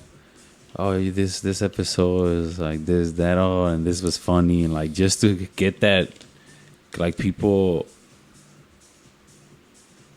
like we give an opportunity to kind of open up as a person, where they're gonna open up to me and be like, yo, I like this, I love that, and then spark a conversation. And then a lot of times that conversation sparks up a mini podcast with that person during that time when they bring up my podcast. You know, we start reflecting ideas from what they heard, what we heard, we learned together, man, and we're reflecting back and talking about it. So that really shocked me, because I'm like, I wasn't expecting it, and I was not expecting it. It was just something that I never even thought about. And then when people start bringing it back, and it's just like, holy fuck, this is cool, man. Like, you're learning. So obviously I'm doing what I want to do with this is just people learn with me with all these different ways of people's lives and what they're fascinated with, what they're connected with, what makes them, and like, I'm just glad that everybody's learning what I'm learning, you know. Yeah. Next question, Bob. I was going to say, what I liked was, one, I think just going back to like maybe like the motivation, like I feel like that's what I do, where like the more you surround yourself with those folks, the more that you can just apply it to your own thing. Like sometimes I'm like, I don't actually want a garden, but then I look at someone else doing it, I'm like, no, I got to get back in there. Let me go downstairs and do it. Yeah. Let me, like, there's, I think one of the things, going back to organic, like I feel like I need to feel a certain way to do things, which is kind of that. I was late today, and I'm chronically late. But I'm and it's just interesting because I feel like it's the idea of like, no matter what I'm doing, like I got to feel right to do it. Like that's the only way for me to like, same thing with us running. Yeah. Like I was ready. I knew I'm like, I feel ready to run. I can do this, right? So to me, like that's what I apply to everything. Where like, you want to do things in an organic fashion. So it's the idea of like, you don't want to see these things. You never want to see this as a chore, right? Otherwise it's like no longer a passion. Yeah. So it's just interesting to kind of like have those motivators, those people around you to reignite your own passion when you're not necessarily feeling it. Yeah. What the fuck are you? Oh my god! You scared the shit out of me. I thought that mouth came back. What are you doing over there? No. Yeah, you fucking motherfucker. You don't want to say the word. To me, I've been in my student journey. It's battling with that voice that says, "I'm not feeling it right now." But go do it anyways. Mm-hmm. That's the thing. The little David Goggins. Mm-hmm. That's the War of Art. What was the book? Stephen Pressfield, I think. Mm-hmm. Or just go do it. There's something in. There's a Japanese method. I forgot. I'm gonna fuck it up right now because my brain is that level of the CPU is not accessible right now. My brain's like, nope, 404 error. But there's a Japanese methodology or ideology, religion, where it's you get lost in the craft. There's a deep respect for the craft. There's a deep respect for, I don't know, enhancing oneself, but not only enhancing oneself, but living the way of enhancing others as well in your journey, human, spiritually, mind, body, and everything. It's pretty. I believe we're all kind of on the same frequency. Mm-hmm. Yeah. And now together, ding ding ding ding ding ding ding. If we all, again, Jon Snow, and you gather all the tribes together, you have a powerful army. Yeah. The plan is yours. You can do so much with it. It's healing, benefit. It's learning. It's not. It's all multi. It's all coming together. Yeah. I hope I answered your question. Yeah. No. I mean, I kind of same thing. Like so. Like in my mind, maybe this is going like I feel like maybe, and this is kind of where I apply a metaphor to like people who are like role models or something. Because I think we all need to have role models, and I think potentially. Again, going back to like you said about alcoholism and all that stuff, there's maybe times where we don't always have the best role models around us or whatever, right? So it's just cool to be able to be motivated by people who are doing that, because then just you pushes you to go further, and then you just I don't know. You're just seeing what's possible, and then now, wow, I can actually do this. Now I can keep going further. So it just shows you how much your own mind stops you from doing things. Right. Or like there's I think what happens to a dream deferred? You know, would you rather have regret never doing something, or like failing and feeling the accomplishment of doing it? Or what I'm saying, you're right. So like I think it would be worse to regret something than just go all in and just say, hey, I'm all right. I'm still alive. Right. Maybe I was uncomfortable for a little bit, but at the end of the day, it's fine. And now I know another door has been opened. I know I can go into this is a possibility. I think one of the methods to get better at anything is just go to 10,000 hours. I believe the story was the Beatles. They would forcefully get it, like a Cosmo, forcefully get up and play music until they, or naturally, organically, vibed and learned how to play, not only with their instrument and themselves, but with other members on their vibe and journey, and then sync harmoniously, and then boom, music, amazing music, which is wild. All right, next question. You got a whole list. I'm interested in the list now. No, we already covered most of the stuff. I was going to say, like, cool. I think kind of going back to like what's possible. I think like I have been like imagining like our mind as a room. So going back to what you said about like addiction, let's say, or things that in that room, that addiction, let's say alcohol, right? That alcohol bottle is like 6 feet tall, and there's not much space for anything else. So it's like I think that's like our CPU. You know, what do we have room in our minds for? If you take away all the negative influences. Oh, you know what? I like these activities. I like working on my body. I like working in the earth. And so you start seeing, as you practice this, you start seeing that your psyche is could be more than that. You know, it doesn't necessarily just have to be one room. It could be a mansion. You know, the mansion in your mind. You know, there's so many different layers, so many different complexities, so many different desires, hobbies that you have. We're so complex. Yeah. So it's cool to be able to see and break down these kind of like doubts that we may have, and see, oh, you know what? There's actually a bunch of things that we can do and the world is in an abundant place. Where if we have that growth mindset, we can collaborate and do a lot of fun stuff. So it's just cool to see like just how deep your own dreams and aspirations. Same thing with you, Voyager. Oh, what happened if you never would have started making shirts? What would you have done with that?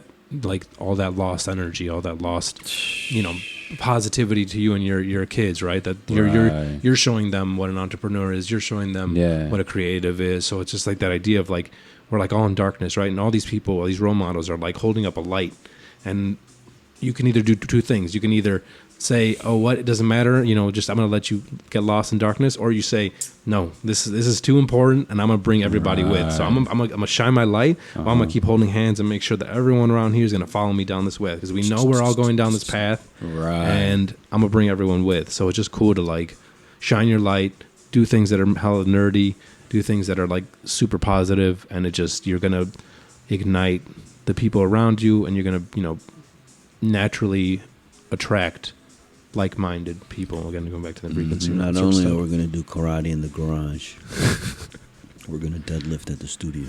Are you interested in lifting some weights? Good. Yeah. Is that a weird rabbit hole for you? No, I mean that's great. I mean, my favorite movie is Jurassic Park, and I don't need these T-Rex arms. Okay, I want some.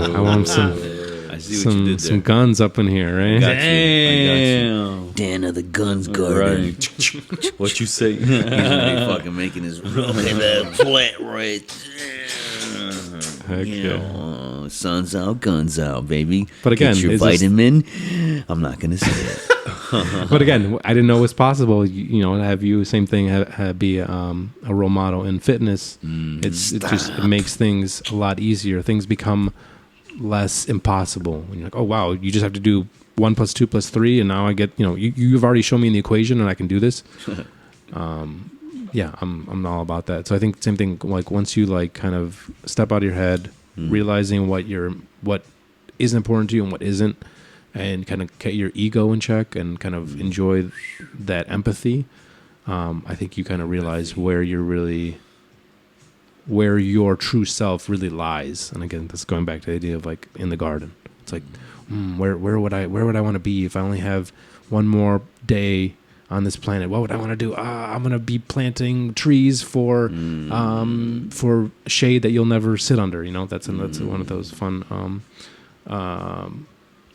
quotes. Along that idea of is like I'm not going to appreciate the fruit of this labor, but I'm going to be a positive influence for others. So for the future, man. Yeah, that tree's gonna be giving shades to too many people. Wu-Tang is for the children. Wu-Tang is for the children. Oh, well, I did have one more question. Favorite plant, whatever you want, whatever version. You could be houseplant, produce. I mean, obviously, we already know our favorite plant is the mogango. Oh, what is that mogango? The mogango. Remember, I had words. The shigegi. The magango, the mango. Oh, I was about to say. Okay, I have definitely mango. I propagated a mango seed. I have 2 more in the darkness right now. I got to check on. A favorite plant. Go ahead, you go first. I'm sorry to interject like that. Damn, man. That's a good question. Probably the homo, el pepino. It's gave me, I think. It's just brought so many positive moments. Oh my God. Because it was a family thing, a family treat. Your tios or your mom, my dad will grow pepinos. Oh, wow. And then they'll pick him out, and then we'll cut him up, tajin, before tajin. Wow. And then the limon, and I just remember that was always a good memory, the pepino. Man. That's here or Mexico?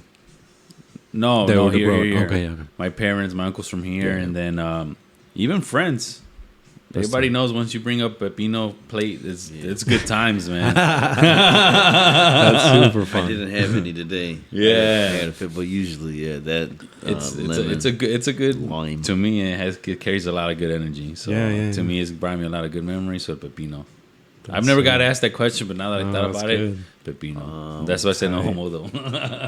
The plant behind you, the monstera. It's I just learned it's a monstera deliciosa or something like that. And they got fruit too. Yes. That's so crazy.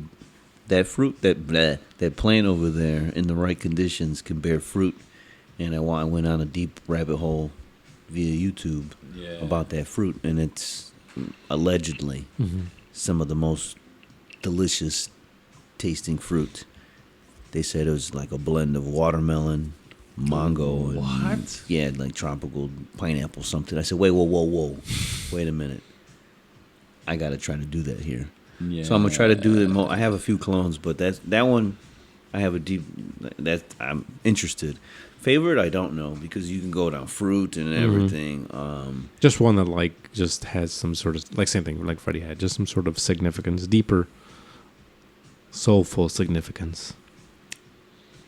Japanese yam, the ube. Okay. Oh right, because that purple life. Purple. I want to spread that purple. That purple drink. A fellow ice cream maker. I like the THC plant, the actual. The weed plant. Cannabis plant. We'll end it on this, right? No, we'll figure it out. You can ask as many questions as you want, my friend. This is a no frills, no bar WWF before they changed it to E. 60-minute Owen Hart. No, was it Bret Hart? What was the 60-minute Shawn Michaels and Bret Hart? No. Shape will know. Hit him up right now. If you're listening, Shape, hey, I bet you Shape. Yo, that's the Shawn Michaels Hell in a Cell. That was a badass fucking movie.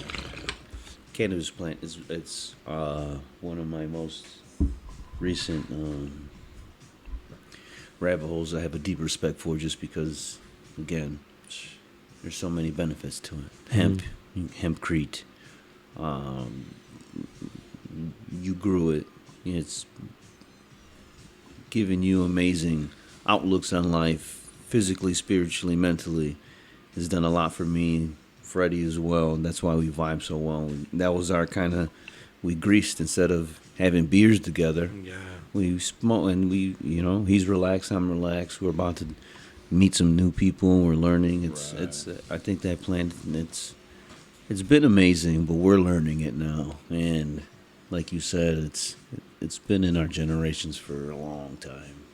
We've kind of had to fight through the stigma, and now current situation like taxes, and you got to know somebody to actually make some legit money legal. But wait. We about to hack the planet, son. We can do it guerrilla garden. We can do it ourselves. We can take the power back. The power has always been in our hands, essentially. Right. So that vibe is, let's roll with that shit. You dig? Definitely. Keep rolling. Any last? You have control of this. What was the question?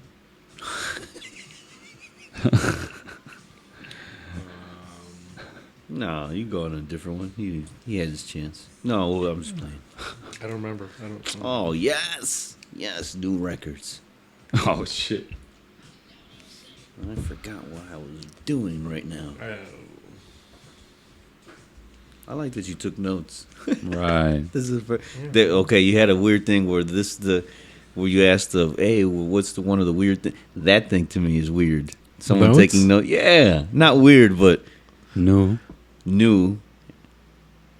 I don't know. Interesting. So I guess to me, I took that as a journal note. Interesting. He's taking notes. Interesting. Not as a. No, yeah. I take that as a bad thing. So as a creative, as a graphic designer, I feel like I'm a problem solver. So I think to me, I'm always about ideas. So I always have friggin' ideas. He's trying to fix us. Definitely not. No, I'm just fucking with you. But I'm always thinking about that. So to me, it's I think my brain's always going different ways. So it's just cool. Whatever's happening, this person's doing this person that. Oh, how can I help, or how can I be a part of it, or whatever. Just there's always my brain's always going crazy. Right. So, and again, it's a fun topic. So it's just fun to think about the things, because I think when you first proposed the idea, I'm like, what am I going to talk about? Why would you even want to talk to me? 3 hours later. Yeah, 3 hours later. But then even back, now seeing all the stuff that I've kind of been surrounding myself with now, I'm like, oh yeah, all right, yeah, cool. I have kind of been building something. So it's just been it's been fun. It's been fun to align with you guys as you build your thing. So, yes. It's just all synergistic. was super cool. Thank you. Pew, pew, pew, pew.